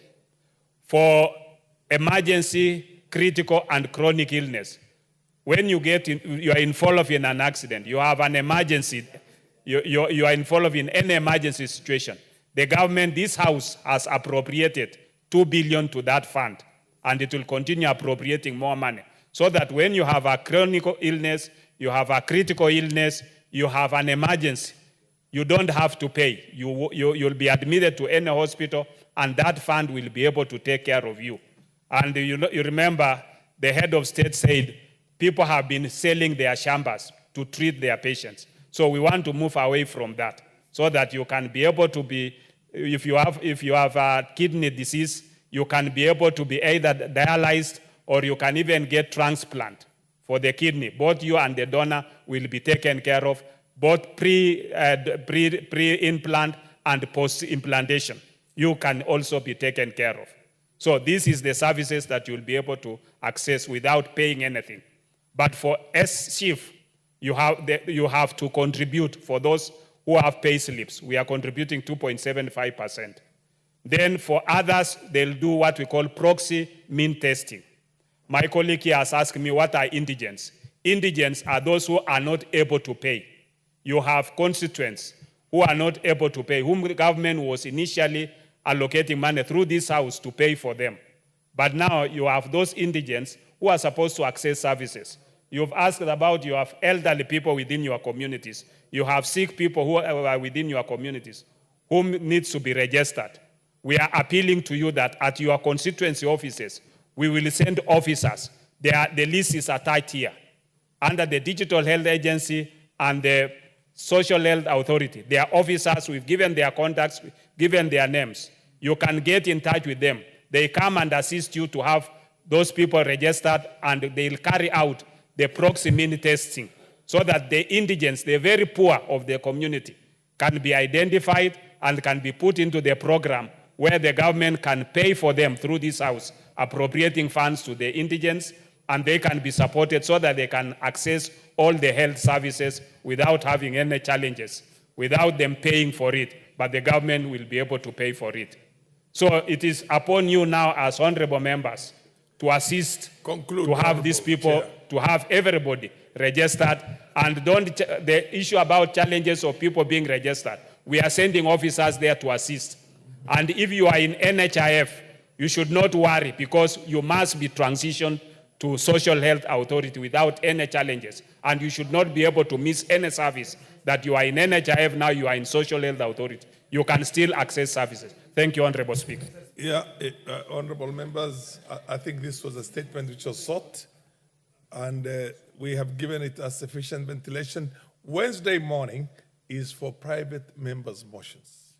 This is, order, honorable members, order. I will give one, and you take 1 minute also. Even under the standing order number 40, standing order number 41 is express. It says, even the chair who is making the statement cannot take more than 3 minutes without the leave of the chair. But the chair has been too generous. Now, you ask one question in half a minute, and let him take 1 minute also. We want the chair to tell us who will meet the cost of those officers, where they are. He has given us the contact, so we want to know who will meet the costs and where they are located. Okay, fair enough. And then ask one more question also there. Now, answer Thank you, Mr. Speaker. Thank you. The chair did not answer my question. My question was, what is the role of community health promoters on sensitization? Thank you, Mr. Speaker. Chair, proceed and answer that. Cameron, you've already asked. The Digital Health Agency and the Social Health Authority staff are staff who are on payroll. They are being paid for. You don't have to pay anything as a member. You are not going to meet the role Their role is, no, I'm talking about those who are assisting in registering. Yes. Then the role of the community health promoters in sensitization. They'll be able, in the gadgets which they have, they can assist also in registration. And they can also assist in educating what services you can be able to access at the primary level, at level 1, level 2, and level 3. Fair enough. Next order. Order number 9, motion number 6 of 2024, comprehensive reform of education bursary schemes to ensure free basic education in Kenya. Yes, the Honorable Martin Owino? No? Yes? Just a second. That was the committee here. This is Esther Passaris, yeah? Esther Passaris. Thank you, Mr. Speaker, for giving me this opportunity. This has been concluded, this debate. Yes, it has been concluded. It's your turn now to reply. Yes. Okay, proceed.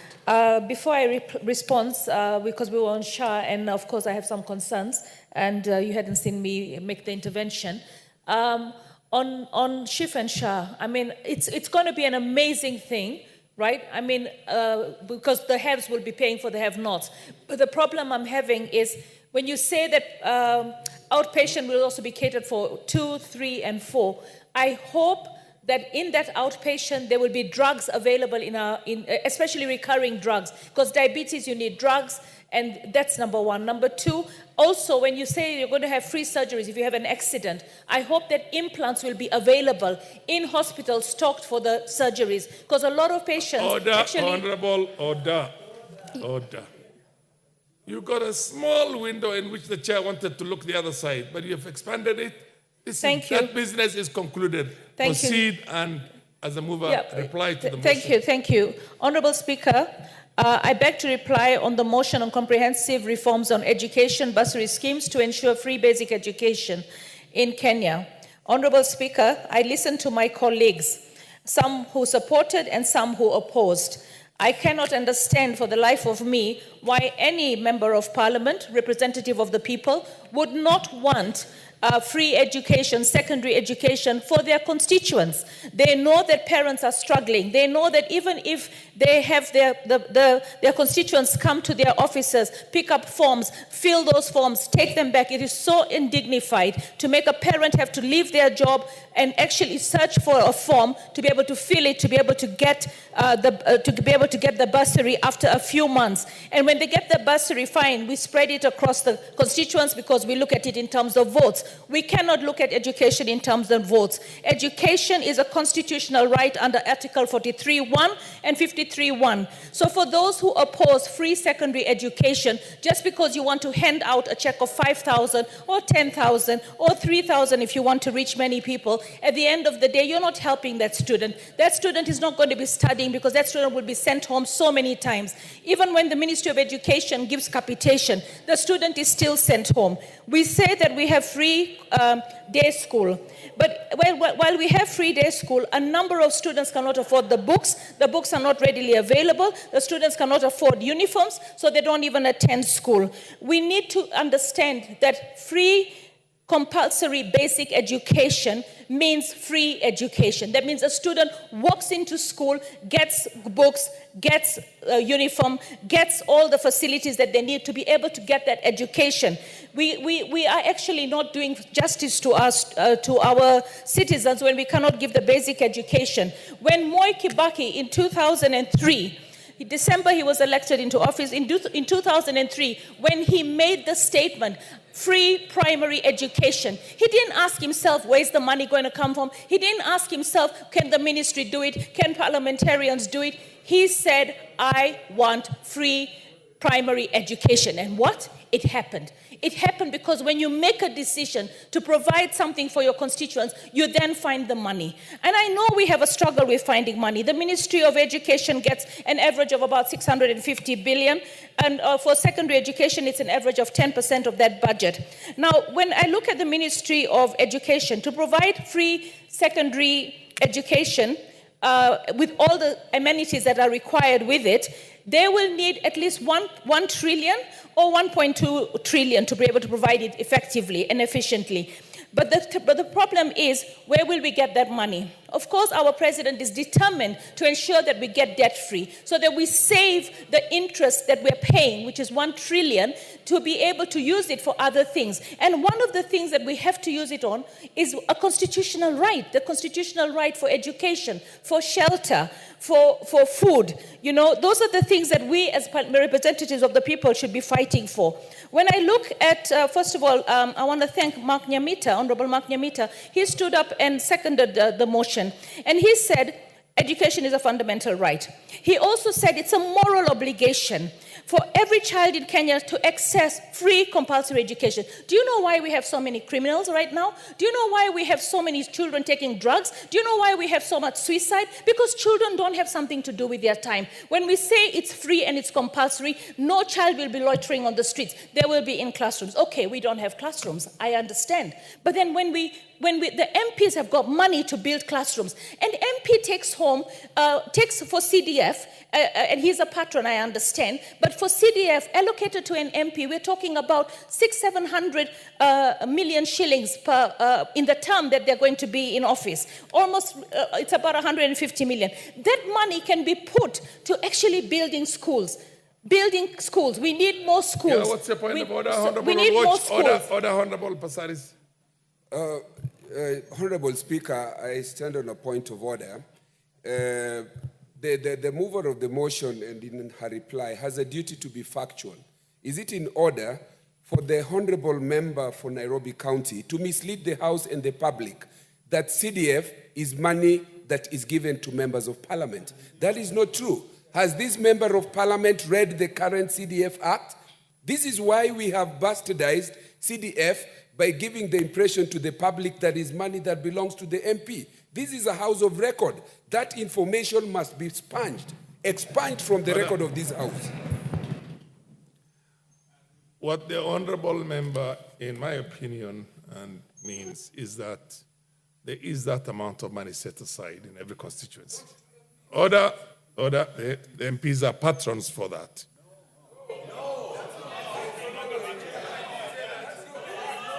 Oh. Yes, Vice Chair. Yes, Vice Chair. Order, Vice Chair. Thank you, Honorable Speaker. As the Vice Chairman of the NGCDF Committee, the current NGCDF Act 2023, the Member of Parliament is not even a patron. There is nowhere a Member of Parliament is mentioned. The chair, so please, can we have the records correct? I stand corrected on that anyway, Yeah. but the presumption is that there's that amount of money available. Order! What's your point of order, Honorable Millie Mabona? Thank you, Mr. Speaker. Mr. Speaker, I think we need to have the record straight, because we also have a matter in court. Yes. And when we actually put things on record, this is what people will take to the court and say how members of Parliament are using CDF. We do not legally have any role in NGCDF. And so even when people are talking here, we need to be very factual about what the law provides. Those facts are clear now, and the chair stands corrected on this. Order, and the chair, order. The chair, because of the need for us to be very factual indeed, chair directs that the issue that CDF money is managed by MPs should be expunged from the records. So, Honorable Pasaris, continue and please. You can conclude your yes, reply. Thank you, Honorable Speaker. I mean, yes, it's. I mean, the thing is, I recently heard my party leader Raila Odinga say that we should, as MPs, conduct our roles of legislation oversight and not really and representation. Most of these funds, I think, should be really put in the areas where they should be able to serve the people. Now, Honorable Raphael Wanjala also made a contribution, and he said education is an equalizer. Education has helped most of the members of Parliament here to be in this house, whether coming from a poor family or a rich family, and we're all earning the same money. So if we give free secondary education. We're enabling a lot of children to be able to get out there and be able to fend for themselves, not get into drugs, not get into early teenage pregnancies, not get into suicidal because of depression, of not being able to go to school. Honorable Beatrice Alachi said that every child sometimes doesn't go to school because they do not have uniforms. They cannot afford uniforms. So she also said that most of the public schools should be able to see how we can also provide uniforms. Honorable Nabil Nabire says maybe we need to be talking about making education really free from early childhood development all the way to secondary school and to raise the money. There were others that spoke and opposed, like Honorable Gideon Kimayo. He says it's a noble idea to amalgamate bursaries, right? But who is distributing them? We shouldn't really worry. There's always a question of what is the ministry doing? What is the executive doing? How can the legislation do better? I believe that we have an oversight role. The executive is under us, so if we do our oversight role well, we should be able to do it. The question is our egos. Do we feel that we can do it better than the executive? What we need to agree in principle is let every child go to school. Let education up to secondary be free. Because if it's not free, then we are actually not living up to our constitutional right, which we all took an oath to defend. We are not defending the constitutional right for free education when we oppose free education because we want to continue managing bursaries. Bursaries should be amalgamated. Every child should go to school. No parent should have to go to an office of an MP or a constituency office to be able to fill up a form to be able to apply for bursaries. And let's face it, if we're really not directly involved, we're indirectly involved. Order, Honorable Esther Passaris. Order. Order. Yes, what's your point of order? You know, Madam Speaker, Mr. Speaker, sorry. Mr. Speaker, the honourable member has gone back again to her argument. She's bringing the same matter. We don't manage CDF. Agreed. I think she's completely out of order. Yeah, we are part and we have no law at all. I hope she could listen to Mary Odhiambo. Please listen to Mary if you can't listen to anybody else. Order. I've had your point of order. Indeed, Honorable Esther Passaris, you're out of order on that because the law is very clear. And MPs do not have any role, legally, any role in this, it's a board, and essentially, order. I will, the question will be put, we can't put the question now. Order. Are you sure? Clerks, can you tell me whether we have quorum or not? Order. Honorable members, order.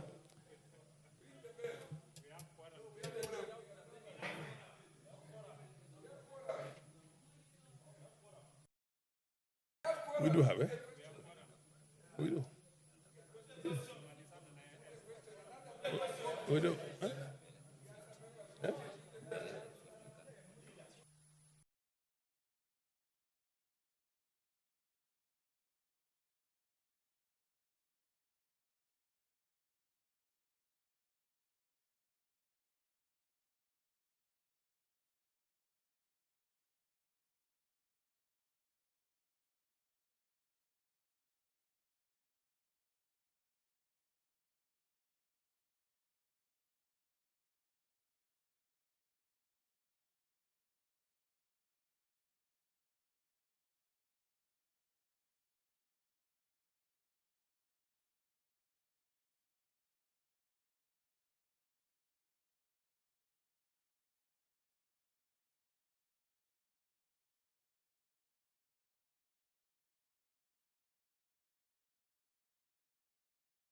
The Honorable Mila Odhiambo, proceed. Thank you, Mr. Speaker. Mr. Speaker, I want to urge members that we proceed. We are always here when, for instance, this motion for Honorable Esther Passaris is complete. It will come either in the afternoon or the next time Parliament is sitting. It can only come. We will keep vigilant. So please, let us proceed, I beseech members. Let us proceed. I think you are understanding me. I hope you're understanding me.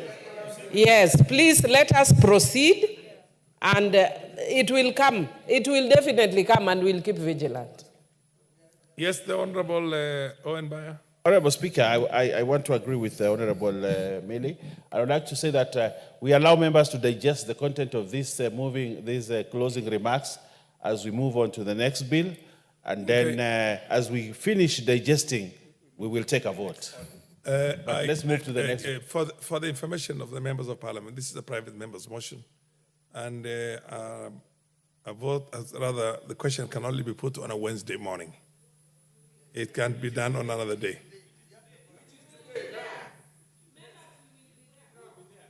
So either I go to the next order.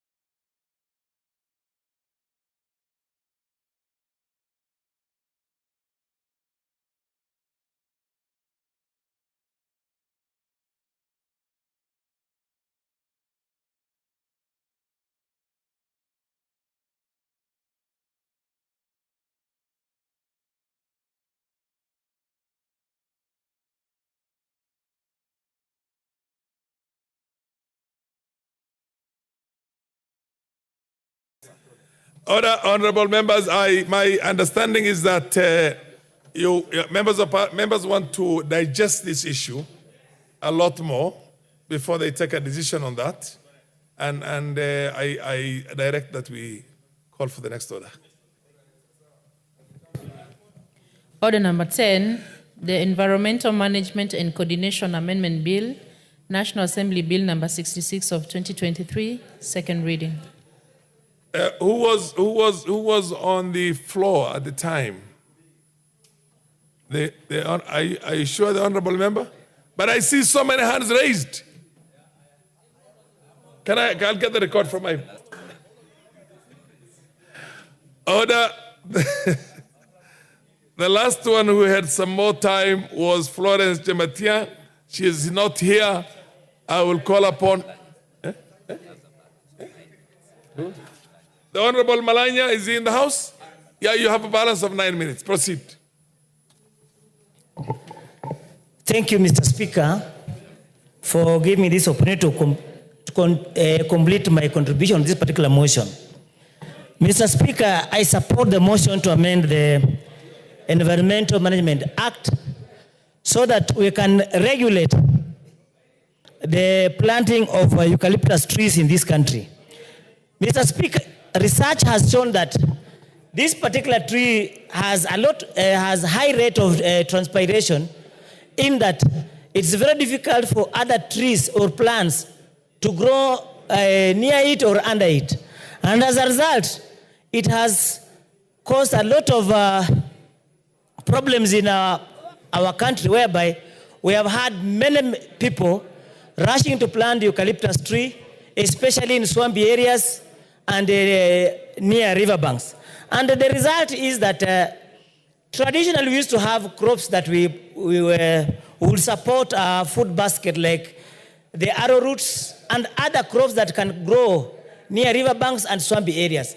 But after the introduction of these eucalyptus trees, we have had a lot of effect in that we cannot have the production of this particular crop has drastically reduced, and as such, our people are suffering. For instance, in my constituency, Nambali constituency, we have had many people destroying the riverbanks and the swampy areas. We no longer have swampy areas where we can have crops grown during the drought season. And as a result, Mr. Speaker, I wish to support the amendment of the act so that we can regulate this particular crop being planted near the riverbanks. Let's have it controlled in that we can plant it in dry areas so that because of its resistance in drought, the tree can do well in areas where we're not doing agricultural production, so that the more viable land for agriculture can remain for food production. And Mr. Speaker, we note that the advantages, the disadvantages of this particular tree outweigh the advantages. Although science has shown that this particular tree can help, or they can help us have treatment on arthritis and other itchy diseases for the athletes. But when you look at even the wood produced from eucalyptus tree, it's not even a wood that is attractive even to our joinery people, because you find that it's a very hardy wood that cannot give us good furniture. So when we say that we allow this growing of this particular tree, we are really destroying our environment. And for that particular reason, Mr. Speaker, I support the motion and pray that let this particular tree be regulated and not be planted at near riverbanks and swampy areas. Thank you, Mr. Speaker.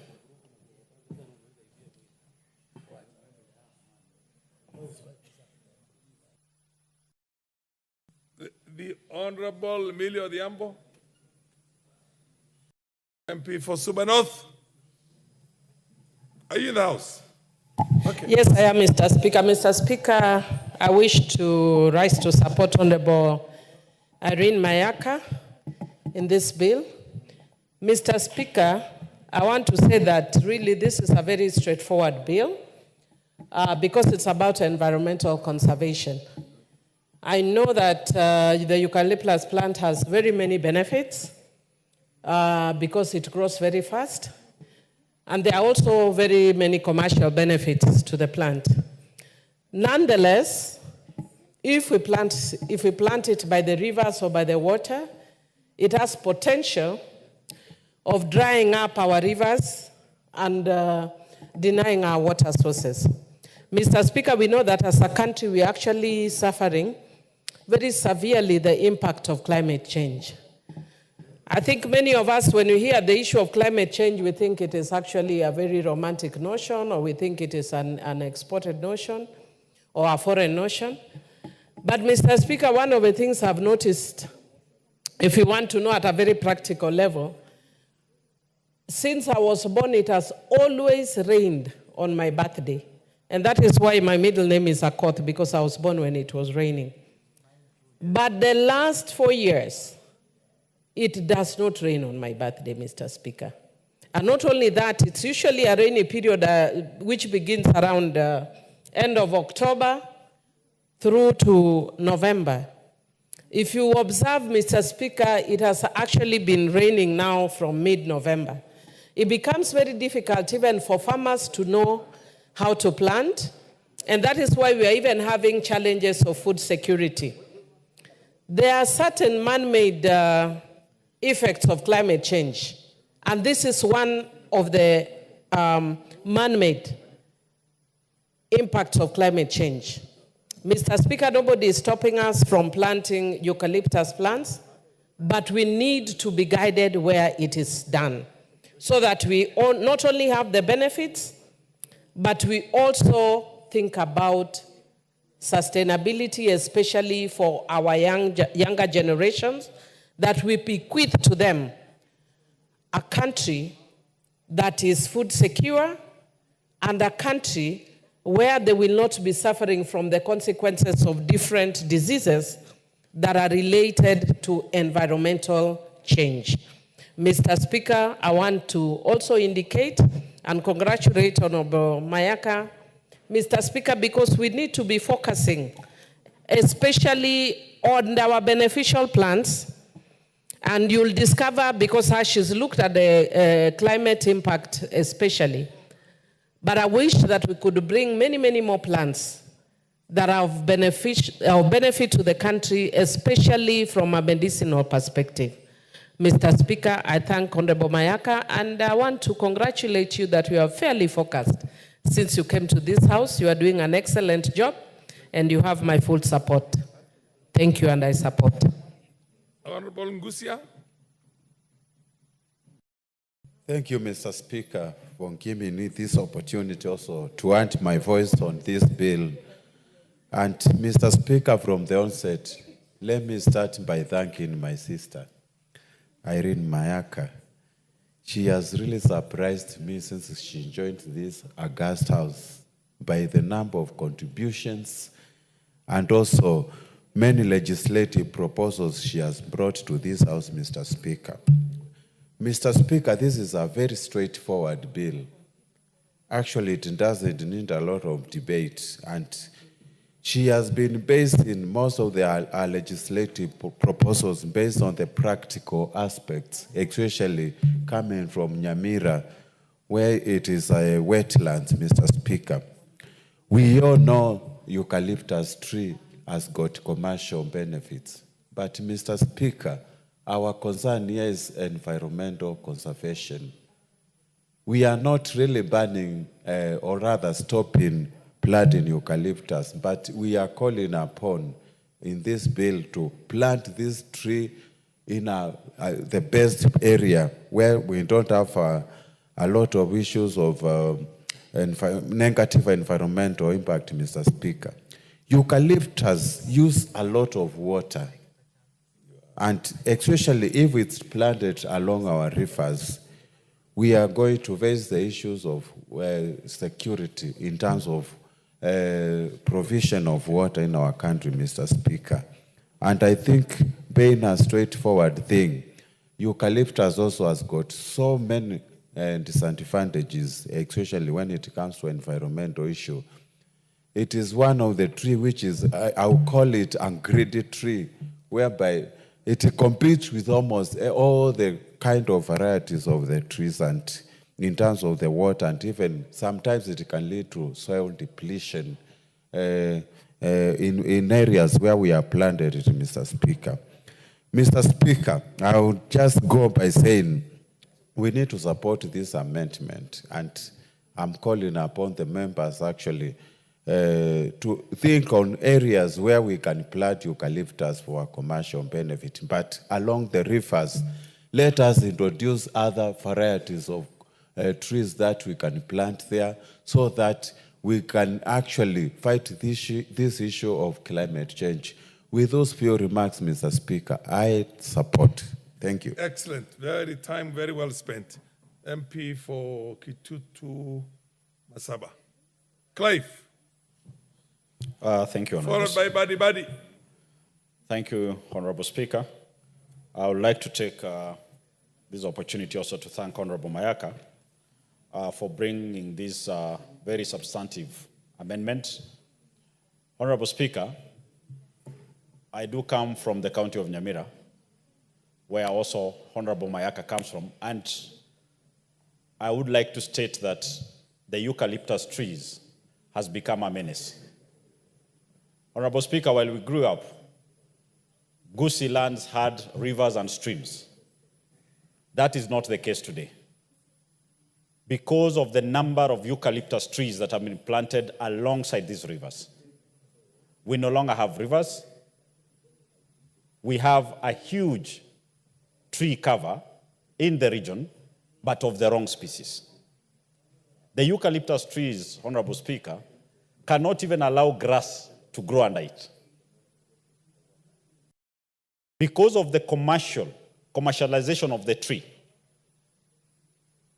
and the demand by the tree, by the tea factories to use in their furnaces, it has even made our small-scale farmers to move away from growing more productive food crops and substituting that to trees, the eucalyptus trees.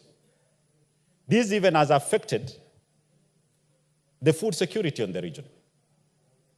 While we are not saying that we need a total ban of the eucalyptus trees, we are saying we need to have laws that guide on areas where it can be planted. And more so, we need to know guidelines need to be set and laws need to be set to ensure that a certain distance from a riparian land, we should never have the eucalyptus trees. And because this bill also affects the county, we would like that the counties pick the implementation of it and enforce that this law is put into effect. Because while we have short-term gains commercially, the long-term consequences are severe. We'll also urge that factories that use the eucalyptus for their furnaces, we need to start thinking ahead and you look for alternative ways of energy. Because this also contributes to the green gas emissions. Honorable Speaker, we support this bill in totality, and we hope that the respective ministries, once it's passed, move with speed and ensure that this tree is moved away from our waterways. Thank you, Honorable Speaker. Anybody? Asante sana Mheshimiwa Spika kwa kunipatia nafasi hii. Followed by Honorable Kimaiyo. Ya kuweza kuchangia. Kwanza Mheshimiwa Spika, nasema kuwa jambo hili ni jambo zuri sana la usimamizi wa mazingira na utaratibu ni muhimu sana katika kushughulikia masuala magumu ya mazingira. Kwa hivyo Mheshimiwa Spika, nachukua fursa hii saizi kumuunga mkono na kumpongeza dada yetu Irene Mayaka kwa kuweza kuja na mswada wa aina namna hii. Na Mheshimiwa Spika, jambo kama hili katika kulifuatilizia ni muhimu sana kuwe na kitu inaitwa utawala wa ushirikiano. Yaani tunasema ni collaborative governance. Kwa sababu vile ambavyo imeweza kuzungumzwa jambo kama hili haliwezekani likaonekana linashughulikiwa na watu fulani peke yake. Ni muhimu county, serikali kuu yote kuangalia namna gani itaweza kulishughulikia jambo hili. Na mwisho pia zaidi Mheshimiwa Spika, jambo kama hili ni kuangalia kuwe na kitu ambayo inaitwa mapito ya kijumla ya mfumo. Yaani kwa lugha ya Kiingereza inaitwa systematic mapping reviews. Kuona kuwa ni muhimu sana mambo kama haya tuweza kuangalia miti haya inapandwa namna gani na mahali gani. Juu ya mmea wa eucalyptus, tunaangalia Mheshimiwa Spika madhara yake makubwa sana ambayo yanafanyika ni kuona kuwa ikipandwa katika kando kando ya rivers ama kando kando ya mito, inakunywa maji sana na kuweza kukausha katika sehemu hizo. Kwa hivyo ni lazima tutafute mbinu mbadala, kwa sababu ndugu zetu hapa wamesema Kisii hivi sasa mmea huu umekuwa ni shida kubwa sana ambayo imeweza kuwapata watu wetu na wengi ambao wako katika pembezoni za mito. Mheshimiwa Spika, mpendekezo yangu zaidi ni kuona kuwa tuweze kupanda mimea mbadala ambayo haitakuwa ikileta madhara, kwa sababu kando na kunyonya eucalyptus, huu mti pia unadhoofisha nguvu ya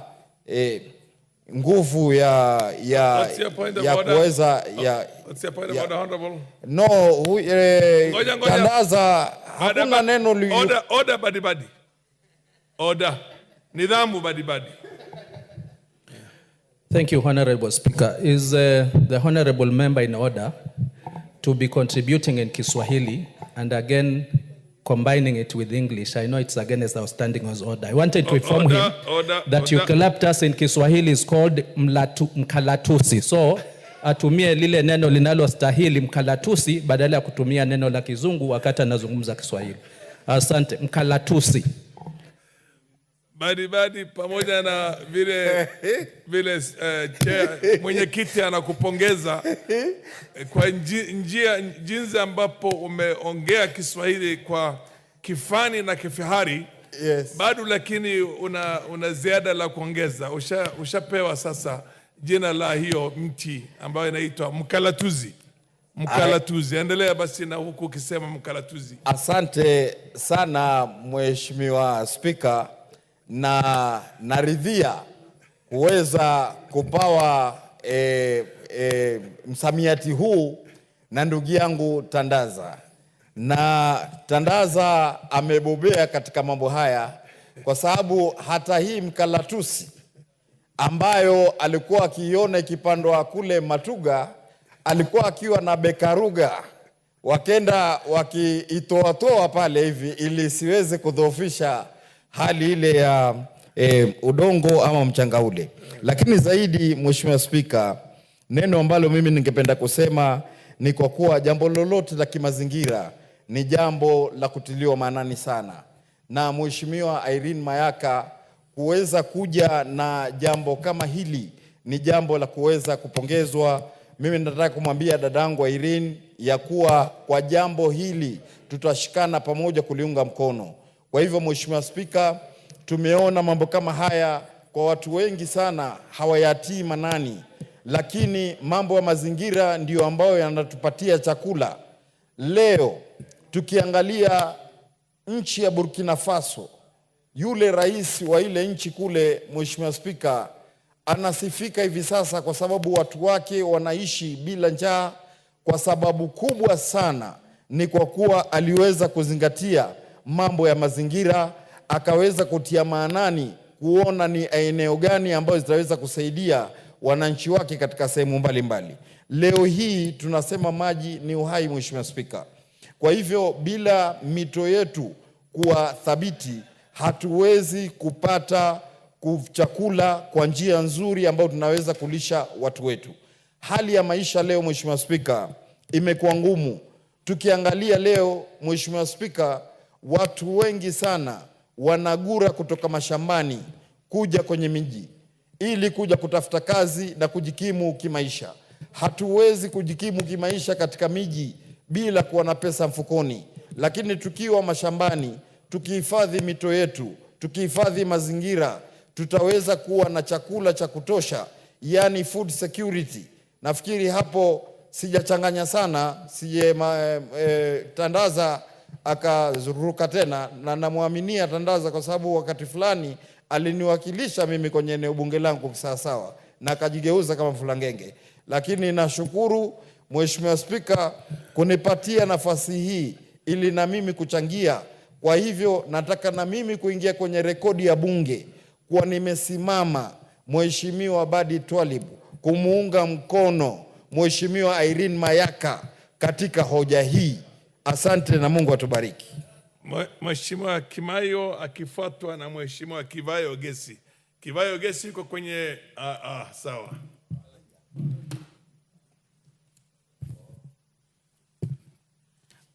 Thank you, Mr. Speaker.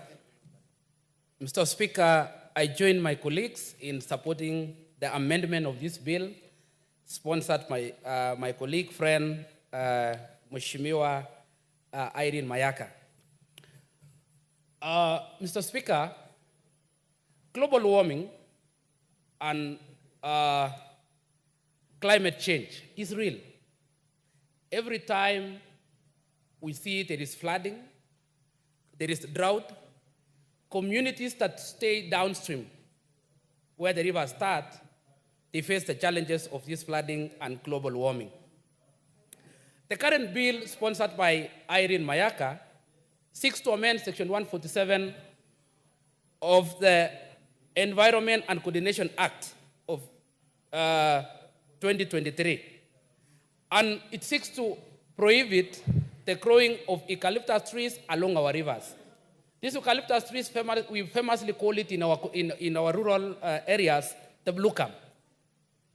Mr. Speaker, when these trees are grown around our rivers, our streams, there is a way that it reduces the volume of water that we get from our streams. So I support this bill. I support the amendment of this bill. And I urge our communities, I urge our people that instead of growing these trees because it reduces the volume of our waters in our basins, let us grow other trees. For example, we can grow fruit trees like avocado. In my local constituency, that is Keyo South, we can go back to where we used to grow bamboo in our islands, because these ones are known to conserve water. Mr. Speaker, also in my constituency, there's a local tree called, I don't know what is the name in English, but my people will resonate with it. It is called Lamayuet in Kalenjin. These trees are known to conserve water. So I urge my people of Keyo South that as I support this bill, this amendment of this bill, I urge them to grow the traditional trees that we use to conserve water, the bamboo and other trees, the traditional trees that we know. As I support this amendment, I ask my people of Keyo South in the 5 forest blocks of Kaptagat, Kipkabos, Penon, and Sapor, that let's go back to where our streams start from. Mr. Speaker, my constituency, we have 5 forest blocks. Most of these, they have the streams where it now joins and it forms the major rivers downstream as you go to Lake Victoria. But as we speak, most of them no longer have the forest cover that it used to have before because of the growing population and the need to get food. So I urge them to remove the blue gum. Let's plant bamboo. Let's plant other traditional trees that will conserve our water. With that, Mr. Speaker, I support. Thank you. The Honorable Ogesi, MP for Vihiga. Thank you, Mr. Speaker, sir, for giving me this opportunity to add my voice to this important bill. From the outside, let me start by congratulating the move of the amendment for a job well done. And just as a way of a historical perspective, Mr. Speaker, in the last parliament, we had a proposal on the same. But that proposal by Honorable Kirima was trying to say we ban the growing of this tree. That's the reason I'm backing this amendment is because here we are talking of banning the growth of this tree alongside rivers, specific areas, which I support. Mr. Speaker, this tree is known to be very unfriendly, even to the other plants around it. I join my colleagues who have already stated the facts about this tree. Where I come from in Maragoli, in Vihiga, we were doing reforestation of the Maragoli forest. And the colonialists told us to abandon all our indigenous trees in favor of these new varieties. And we have all seen the consequence of that. Right now, we are struggling to reforest, but now we are telling people to go back to the indigenous trees. Here, we are talking of advantages and disadvantages. This tree has the advantage of growing fast for commercial purposes. In fact, Mr. Speaker, in my constituency, you have a unique case where you find a neighbor is planting eucalyptus so that he harvests it to go and sell in the market, but he has killed all the shamba that is his own shamba doesn't grow any crop. My view is there is, when I was reading this bill, I wish there's still time. Because what I notice is that you find a case where a neighbor is planting this tree alongside the common border. So what happens? What happens is that he affects the neighbor's growth plantations. I wish we could have even a provision whereby even before you grow these trees, your neighbor should accent to it because of the harmful effects. Of course, the commercial value is known, and I urge that this tree, we have enough land in this republic. We can grow it as a big commercial plantation tree elsewhere.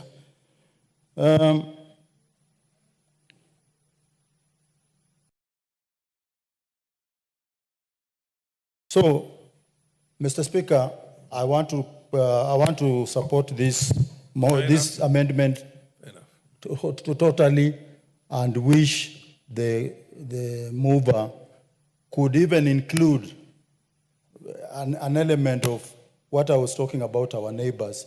Because if they plant it next to you, you are affected as much as the person who is planting. I support, Mr. Speaker. The Honorable MP for Imenti South, followed by Honorable Nyenze, and the MP for Kajiado North. In that order, please. Thank you, Mr. Speaker. First, let me thank you. Is Madam Nyenze in the house? Where is she? I can't see her. Oh, yes. Okay, proceed. Thank you, Mr. Speaker, for giving me this opportunity to participate in this bill. I'll commence by thanking Honorable Member Irene Mayaka for this noble bill, which is long overdue. The initiative of this bill is to protect the future generation through the controlled planting of the eucalyptus trees. Mr. Speaker, the bill seeks to regulate, to prohibit planting of eucalyptus trees anyhow. Secondly, Mr. Speaker, the bill also indicates or seeks to remove trees of eucalyptus that are already planted on the water catchment. Mr. Speaker, we need to prohibit the planting of eucalyptus trees along the rivers, lakes, seas, and the wetland. Mr. Speaker, a case study of a South Imenti, where I come from and where I represent the people of South Imenti, we have learned or found that rivers are at a high risk of drying up, and we need to reclaim the wetland areas for cultivation purposes. Mr. Speaker, the various effects of eucalyptus are many. This is because, Mr. Speaker, eucalyptus absorbs a lot of water from the ground, consuming a lot of water from the rivers. Eucalyptus, Mr. Speaker, are characterized by extensive roots that absorb a lot of water. Mr. Speaker, the case study in South Imenti has indicated and declined the percentage of the water in the wetland. Mr. Speaker, it has also been found that where eucalyptus have been planted, there are changes of the ecosystem, or the ecosystem is disrupted. Mr. Speaker, areas where we have eucalyptus, there is a lot of soil degradation. This is because, Mr. Speaker, the leaves from the trees litter the ground, and it changes the chemistry of the soil, Mr. Speaker. Mr. Speaker, the eucalyptus trees also affect the other indigenous species. That means they have a lot of effect on other trees on that area. Mr. Speaker, it has also been found that where eucalyptus trees have been cut, there is a lot of soil erosion. Mr. Speaker, we are not condemning the eucalyptus trees, but we are seeking the control of the planting and the elimination of the trees in water catchment areas. Eucalyptus are important, Mr. Speaker, especially on provision of firewood and timber. We find that most of the tea factories, especially where I come from, depend on the eucalyptus. We are suggesting, Mr. Speaker, eucalyptus can be planted in the dry areas whereby there is no competition of the water. So, Mr. Speaker, regardless that we get a lot of firewood, timber, and it is also medicinal, we are requesting the amendment of the Act to clear these trees from these particular areas. So, Mr. Speaker, I support the amendment of this bill, and it is long overdue. Thank you, Mr. Speaker. MP for Kitui West. Thank you, Mr. Speaker, sir. Thank you for this opportunity. Let me take this opportunity to also congratulate my colleague, Honorable Irene Mayaka, for coming up with this motion on environmental management and continuation amendment bill. And I would say that eucalyptus has many advantages, and my colleagues have talked about it, that it's used as a medicinal tree, and also that it's used for commercial purposes. Actually, it grows very fast and matures very fast, and therefore very good to be used as a commercial plant for timber and also firewood. But it also has disadvantages, which I think that's why the mover of the motion has actually said that we should have amendments, because it has the tree has very high transpiration rates, and I think that is why the soil gets dry, and also makes the soil fertility decline, and it's also incompatible with the preservation of diversity. And that's why the bill talked about controlling the growth of the plant, especially near water catchment areas.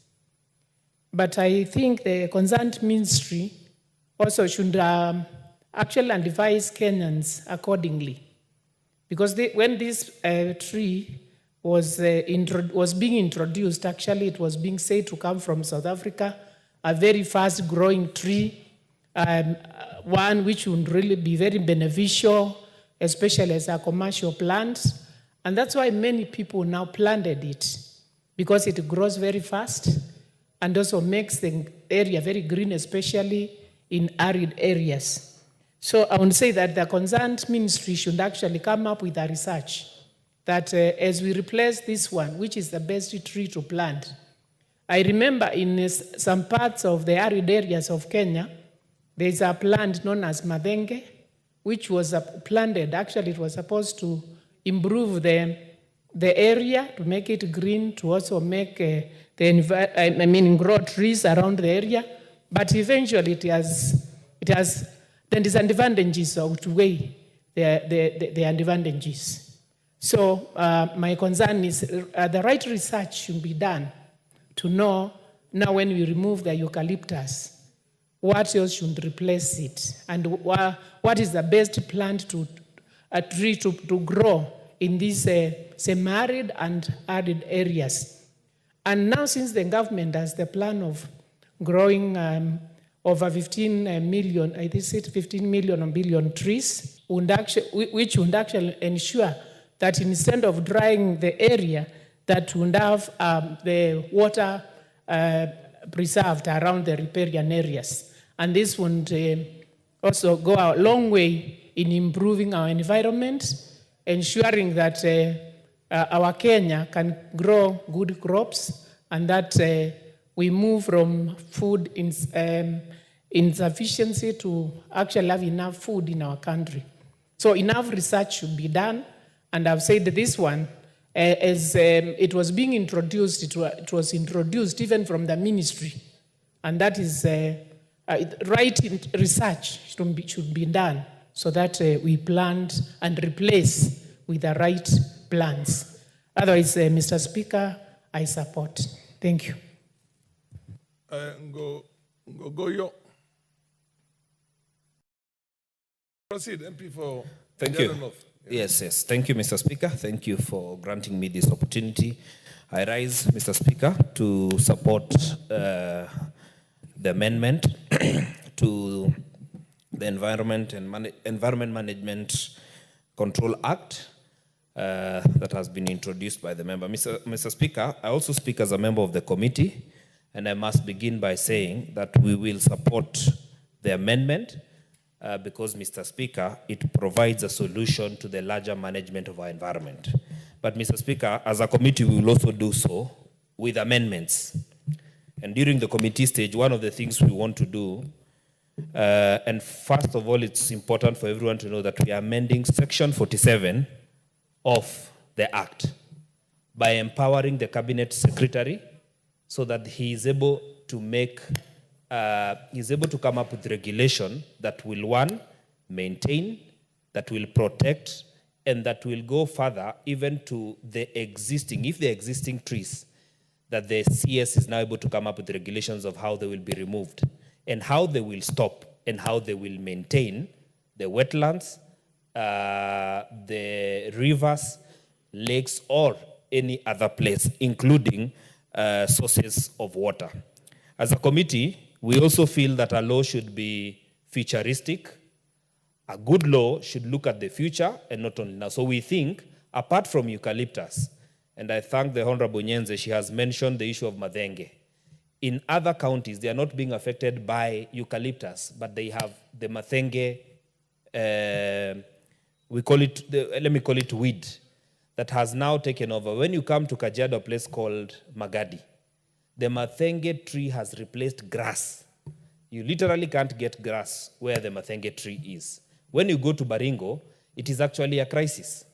And therefore, what we are saying, we will support the Honorable Mayaka's amendment with another amendment to include any other tree, so that it is not only eucalyptus, but other species that are dangerous, one, to our sources of water, so that we also deal with this problem once and for all.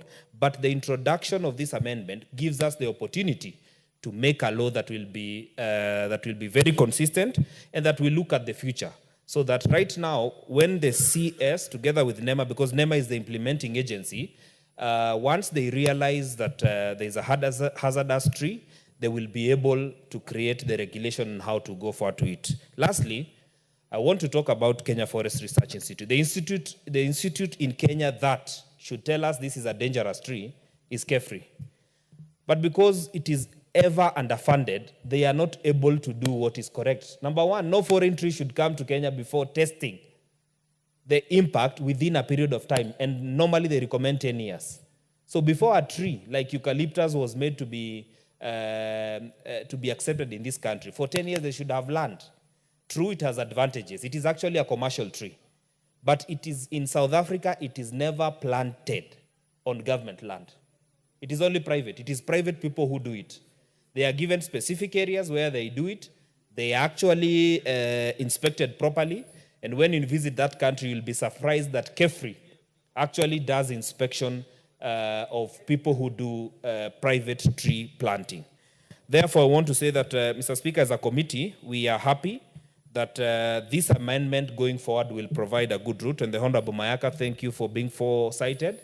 But to improve further, we will be introducing amendments so that this law is not only for eucalyptus, it is for any hazardous tree. And number two, it will look at the future and will be able to provide the Cabinet Secretary together with NEMA with more tools so that they are able to stop, to maintain, they're able to detect, and KEFRI provides what is the KEFRI will be able to provide now the technical knowledge. And for your information, KEFRI is one of the best institutions in Africa, but it is, their funding is 90% from private sector, JICA. The government of Kenya does not provide a coin. And I want to challenge our Kenya Kwanza government. We are saying we want to plant 15 billion trees. You need to provide seedlings. These seedlings, it's only KEFRI that can provide them. You are not putting in even a shilling to KEFRI to provide those trees. That will be a major challenge. If you say input, you have to provide, you cannot have output without input. Provide the resources so that you're also able to counter the process. Because when you cut down the eucalyptus that are existing, it will have a disadvantage. So going forward, we need to look at it in a better manner. And now that it is broad-based, let us also be broad-based when we are thinking of the solution going forward. Thank you very much, and Honorable Mayaka, pongezi sana for that. Thank you, Mr. Speaker. Bonchari, and followed by Bedzimba of Kisauni. I thank you, Honorable Speaker, for the opportunity to contribute to this motion. First of all, I wish to congratulate Honorable Irene Mayaka for moving this bill this far. Where I come from in Bonchari, growing up, I saw good big rivers, wetlands, and very beautiful vegetation. But over the years, I've seen this decline. I've seen the river, the waters decline. I've seen the wetlands deplete. And I've seen agriculture compromised and not doing well because of these adverse effects of what's happening in the environment. I've seen the ecosystem, the animals I used to see in my neighborhood are not there anymore. This is because of what's happening in the environment. Indeed, as documented by the World Meteorological Organization, that in the last 30 years, we have seen very adverse effects. We have seen the rivers are drying up, the water sources are drying up because of various reasons. And we have experienced erratic weather conditions. The rains come when they're not expected, or there was not like the experience before. The drought spells are very long, and so many other things. The threats cannot be gainsaid, Mr. Speaker, that are posed to the ecosystems, the agriculture that is declining because of the inadequate water, and the human populations also affected by these effects. Of course, not to say that this is caused by the eucalyptus tree. We also know from the climate change and the main culprit is the greenhouse gases that we need to take care of, as well as the unsustainable human activities that need to be curbed. I'm happy with what the contribution made by my colleague, Honorable Ngogoyo, that the committee will be supporting this, and that there will be other measures that are going to help us in conserving and improving our water sources. But also, Mr. Speaker, as we think about legislating on what we think is going to improve and enhance and sustain our water sources, we also need to bring in how the population, how the people who are around the rivers on their own. We incentivize them, we encourage them so that they can bring conservation measures that are sustainable, not necessarily through the law, but the law should be one among the many measures that we can put in place for us to conserve our water sources.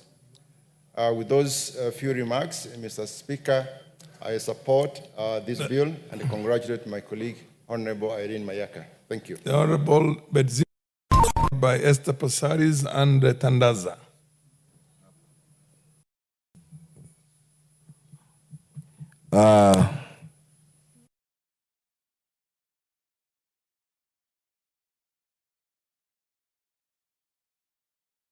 Asante sana Mheshimiwa Spika. Tutafurahia kama ukizungumza Kiswahili. Asante. Lakini chaguo ni lako. Asante Mheshimiwa Spika kunipa fursa ya kuweza kuchangia mswada huu wa mazingira, ambalo mazingira ndio kila kitu.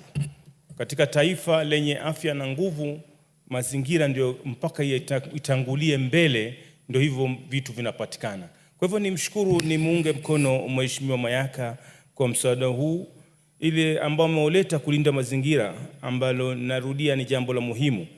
Hata kama mti wa mkalatusi una faida zake, lakini pia ina madhara yake.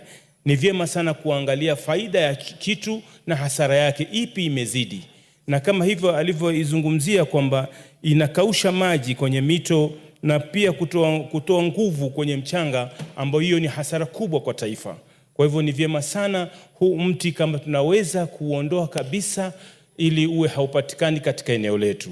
Ingawa wengine ninawasikia si wapingi, lakini wamezungumzia kwamba kuwe na sehemu maalum ambayo huu mti utapangwa kando na mito. Lakini kama ni mti ambao unanyonya maji, Katika ardhi yetu, Mheshimiwa Spika, hii tulioko, kuna maji ambayo yanapita chini, yanatembea. Na haya maji huwa yanaenda katika sehemu fulani. Yana faida kubwa ambayo katika taifa. Ikiwa madhara yako kwa mti kwamba inanyonya, kwa hivyo hata mkiupanda katika sehemu fulani itanyonya. Kuna sehemu katika ardhi ambayo maji yanatembea chini, itanyonya yale na itakausha. Wakati itakausha, ardhi itakuwa haina nguvu, na kuna sehemu nyingi ambayo unaweza kuona usione madhara pale karibu, lakini kama madhara yako mbali, kwamba kuna mimea haimei ama chakula hakiwi na nguvu, hakiwi na rutuba ardhi, kwa sababu ya yale maji ambayo ile mti umechukua. Kwa hivyo Mheshimiwa Spika, ni kwamba ikiwa mti huu kweli tunaona watu wa Powerlight wanaitumia, lakini waje na mbinu mbadala ya kuwa sasa, kama si lazima watumie hiyo, hata kama ni simiti ama ni vipi, kuona kwamba watasimamiza nguzo zao, ile miti ipigwe marufuku kabisa hapa, na ikiwa lazima basi ipandwe. Basi ikiwa tunaweza kusema kwamba sisi katika fuo za bahari kuna miti inaitwa mikoko, ndio inapandwa sana, inamea yenyewe mara nyingi, na tukipanda pia inamea. Sasa ikiwa hii mti huu lazima upandwe na unataka unanyonya maji kwa wingi, basi upandwe baharini. Bahari itanyonya, itakoma wewe ile miti, kwa sababu maji bado yatakuwa yako, lakini kando kando ya bahari, lakini sio katika ardhi ambayo tunategemea maji yale ambayo yako chini ya ardhi ama yanapita. Kwa hivyo Mheshimiwa Spika, mimi pia nimesimama kuunga mswada huu na kuhakikisha kwamba huu mti huu uondolewe. Ingawa wakati ulikuja ulikuwa umefanyiwa utafiti, lakini kila siku kuna utafiti unaendelea katika dunia. Kuna vitu tulikuwa tunatumia zamani, sasa havifai. Kama zamani tulikuwa sisi tunatumia asbestos, alafu baadaye utafiti ukaja wakasema kwamba hii inasababisha saratani, na sasa mti huu watu wamekuja tena kuona kwamba una hasara kubwa. Kwa hivyo ikiwa ni hivyo, madhali tunatoa vile vitu ambavyo tulifanya kwanza bila kujua, na utafiti unakuja wakileo kwamba wanatofautisha vitu vingine ambavyo havifai, hii ni moja ambayo haifai. Kwa hivyo Mheshimiwa Spika, nimesimama hapa mbele yako kuunga mkono kwamba mti huu uweze kuondolewa, ulete ule mti ambao utakuwa na manufaa. Asante sana Mheshimiwa Spika. Mheshimiwa Esther Passaris, nakumbuka babako alifanya kazi Mombasa siku nyingi sana. Ndio. Sijui kwa nini umesahau Kiswahili chako pia. Pole sana. Sorry Mr. Speaker. Marehemu babako alikuwa rafiki yangu sana. Asante. Tuendelee. Okay, thank you, Mr. Speaker, for giving me this opportunity to contribute to Honorable Irene Mayaka's amendment bill on the Environment Management and Coordination bill, especially bringing an amendment on the eucalyptus tree. What is the concern of Honorable Irene Mayaka? It is the fact that our rivers are drying. Our rivers are drying for many reasons. We don't need to add to those reasons. Having the eucalyptus tree planted right next to the riverbed means that the rivers will dry even faster. And we have seen that with climate change and drought, we have a lot of water scarcity. We have crops and livestock losses. We have increased conflict. We have increased diseases. We have riverbank erosions. We have wetlands degradation. So we don't need to add to the problem. What we need to do is, eucalyptus tree is an economic tree. It grows very fast, but we could actually plant it away from the riverbed. Respect the riparian land. Make sure that if there are eucalyptus trees around the riparian land, they are actually cut and kept at a distance so that they do not affect the rivers. Because we need our rivers to flow. We need people actually to move away from the rivers and the rivers to flow, because if the rivers don't flow and the rivers dry, then what happens? A lot of people go down and start digging the riverbed, and then they end up getting the water that is contaminated, and they end up getting sick. So what we need to do is recognize that anything that harms the environment, anything that will deny us having the water that we need to be able to have our animals, to be able to save our women from trekking long distances to get water, is something progressive for the country. It is really encouraging when we see even members of government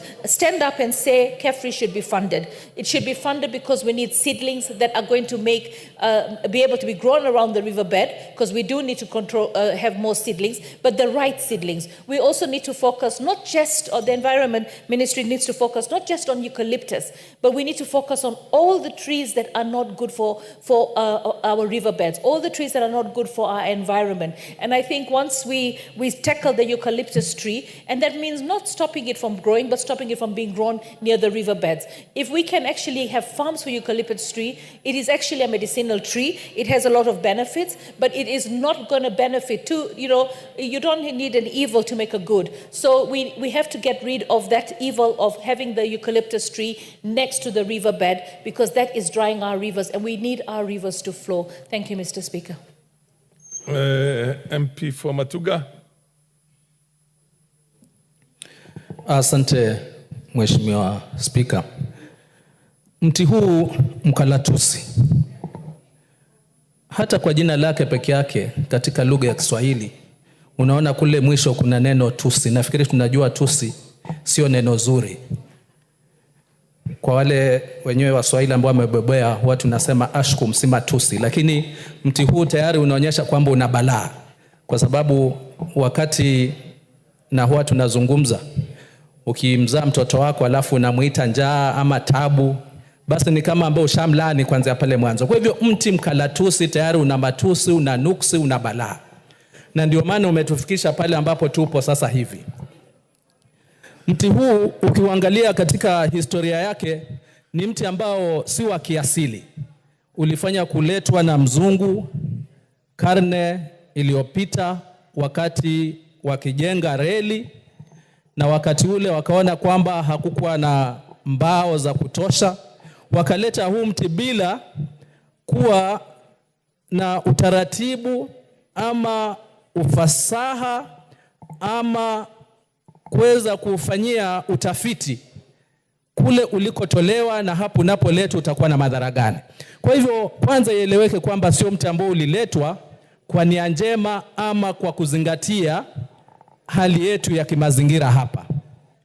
Na ikiwa ni mti ambao uliletwa na saa hizi unaleta madhara, huu basi sio mti ambao tungekuwa tunachukua muda mwingi wa kuwa upandwe wapi, uondolewe wapi, upelekwe wapi, kwa sababu mti huu ukiupanda mahali ambao hakuna maji, ukweli ni kwamba hauwezi kufanya vizuri.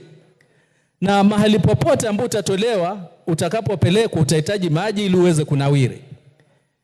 Na endapo hata ikiwa utapelekwa mahali ambao tutasema utakuwa sasa sio karibu na mito, inamaanisha kuna maji ambayo lazima yapelekwe pale. Na maji haya yatatoka wapi? Hayatatoka Ulaya, hayatatoka kule ambako huu mti ulitolewa. Itabidi tutumie maji yetu hapa. Na hapo ndipo hatari inapokuja.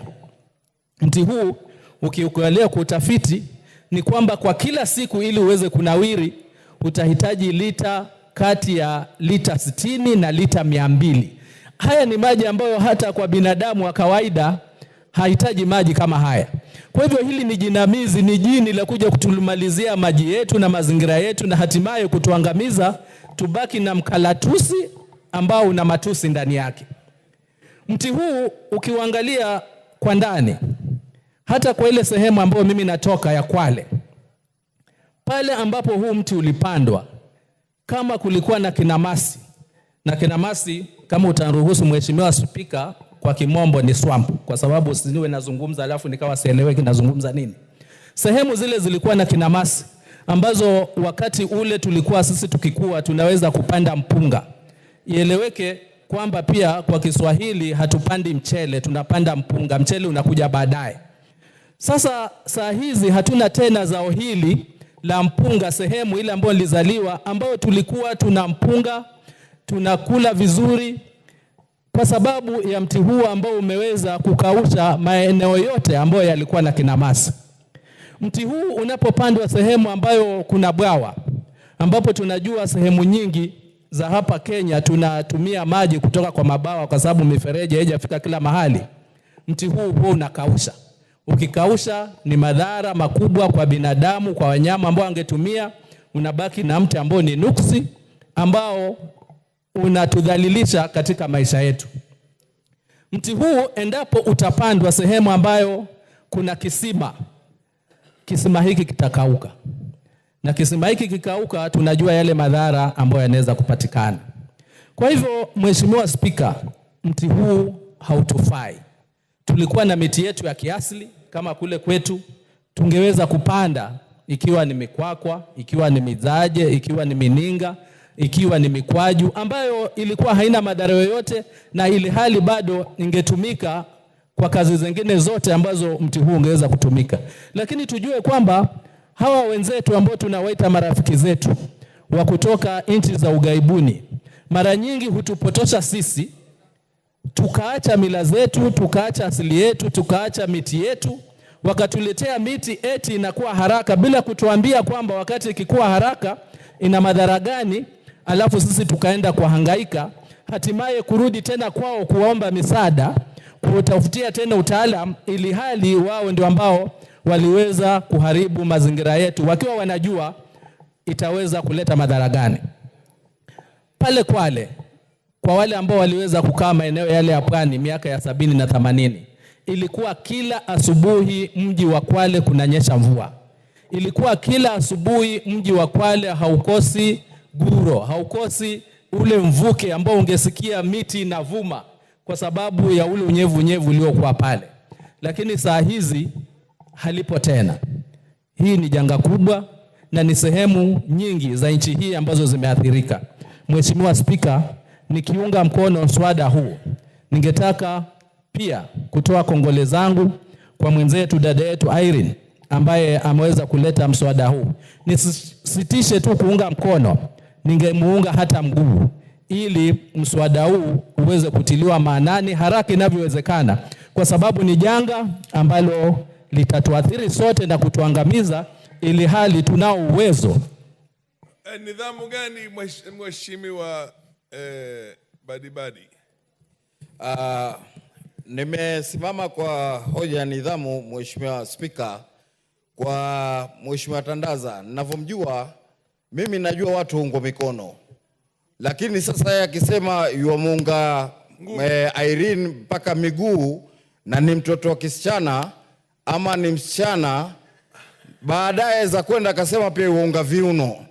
Sasa Mheshimiwa Spika, mimi naona hiyo aiondoe. Mheshimiwa Badibadi, umekiuka hiyo nidhamu. Amesema na muungana mkono na ngumi.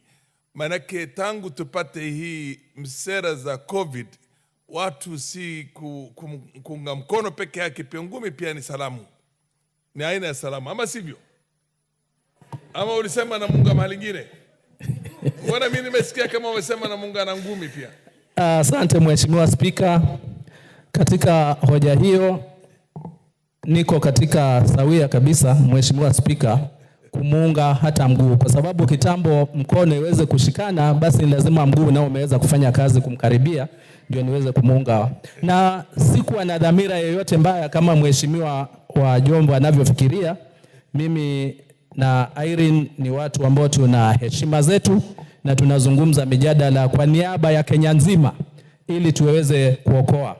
Mheshimiwa Spika, ninaunga mkono hoja hii na kongole kwa Mheshimiwa Irene Mayaka. Asante. Mheshimiwa Susan Kiamba akifuatwa na Mheshimiwa Lemengit na Rueda. Thank you, Honorable Speaker, for giving me an opportunity to also put my input on this very important motion. Thanking my colleague Irene for bringing this forth, because this has actually been a menace in Kenya, and it was actually very difficult to have any judgment on how to move about it. So I think it's actually a bold step having it in a motion, so that we eventually have an act which will actually spell where you should actually plant what kind of tree. While I congratulate her on that particular, Honorable Speaker, we must realize that the planting of these trees has costed a lot of income. I know people today who have very big plantations, and I was just wondering, what incentives are we giving these people so that as they do away with these eucalyptus, they can actually feel very encouraged? So as we support it, because we are the people who really should also be concerned, we have safeguard measures to ensure that those who have actually planted these trees in the wrong places, because it was as a result of advice from the government and extension for officers, what kind of incentive will we put in place so that they do not lose so much? Honorable Speaker, I'm saying like that because I have neighbors, even in arid areas, who spend their hard-earned income out of this wrong advice to have this particular kind of investment. And I think it would actually be very inhuman for people to get such a kind of advice and they actually suffer so much. Otherwise, I support this particular motion. But also in view of this, Honorable Speaker, I think as developing world in Africa, we have believed so much on outsiders. So much that this is actually going to cost us. Not only matters trees, I think also matters of our health. I think in Kenya we have quite a number of research institutions, but I don't know whether it is us as legislators who are not giving them the mandate or the resources to ensure that everything new we bring to this country is guided, is research-led. Because if we continue copy-pasting, now we are discovering eucalyptus, Honorable Speaker, after 60 or so years after it was introduced. What next are we going to discover, Honorable Speaker? I think it's high time that we activated our research institutions, Honorable Speaker, so that we can actually have research-led interventions. Because this way, we'll actually avoid pitfalls that like the one we are actually witnessing with eucalyptus. Honorable Speaker, I'm sure many people will tell me we have earned a lot of money, which is also true. But where else are we going to earn this money? I think still we go back to this research, because we also need some advice from our research institutions. We need money. As we do away with this eucalyptus, what are we going to plant that is actually going to have the good early maturing and the benefits we are losing from this eucalyptus? I think as I support this particular motion, I would wish in this particular country, as we do interventions, this could be research-led. And this way, we will actually advance interventions that will not have to redo them because somebody else said, out of practice, we realize we are losing a lot. Otherwise, I congratulate you, Irene, for this very important motion, and I hope soon we'll have it as an act which will actually enable us to protect our catchment. Thank you, Honorable Speaker. Yeah, what's your point of order? Mr. Speaker, I stand on standing order number 95. Going by the debate in the House, I see most of the people are supporting the motion and so many people have contributed. So I kindly request that the mover be called to reply. Order.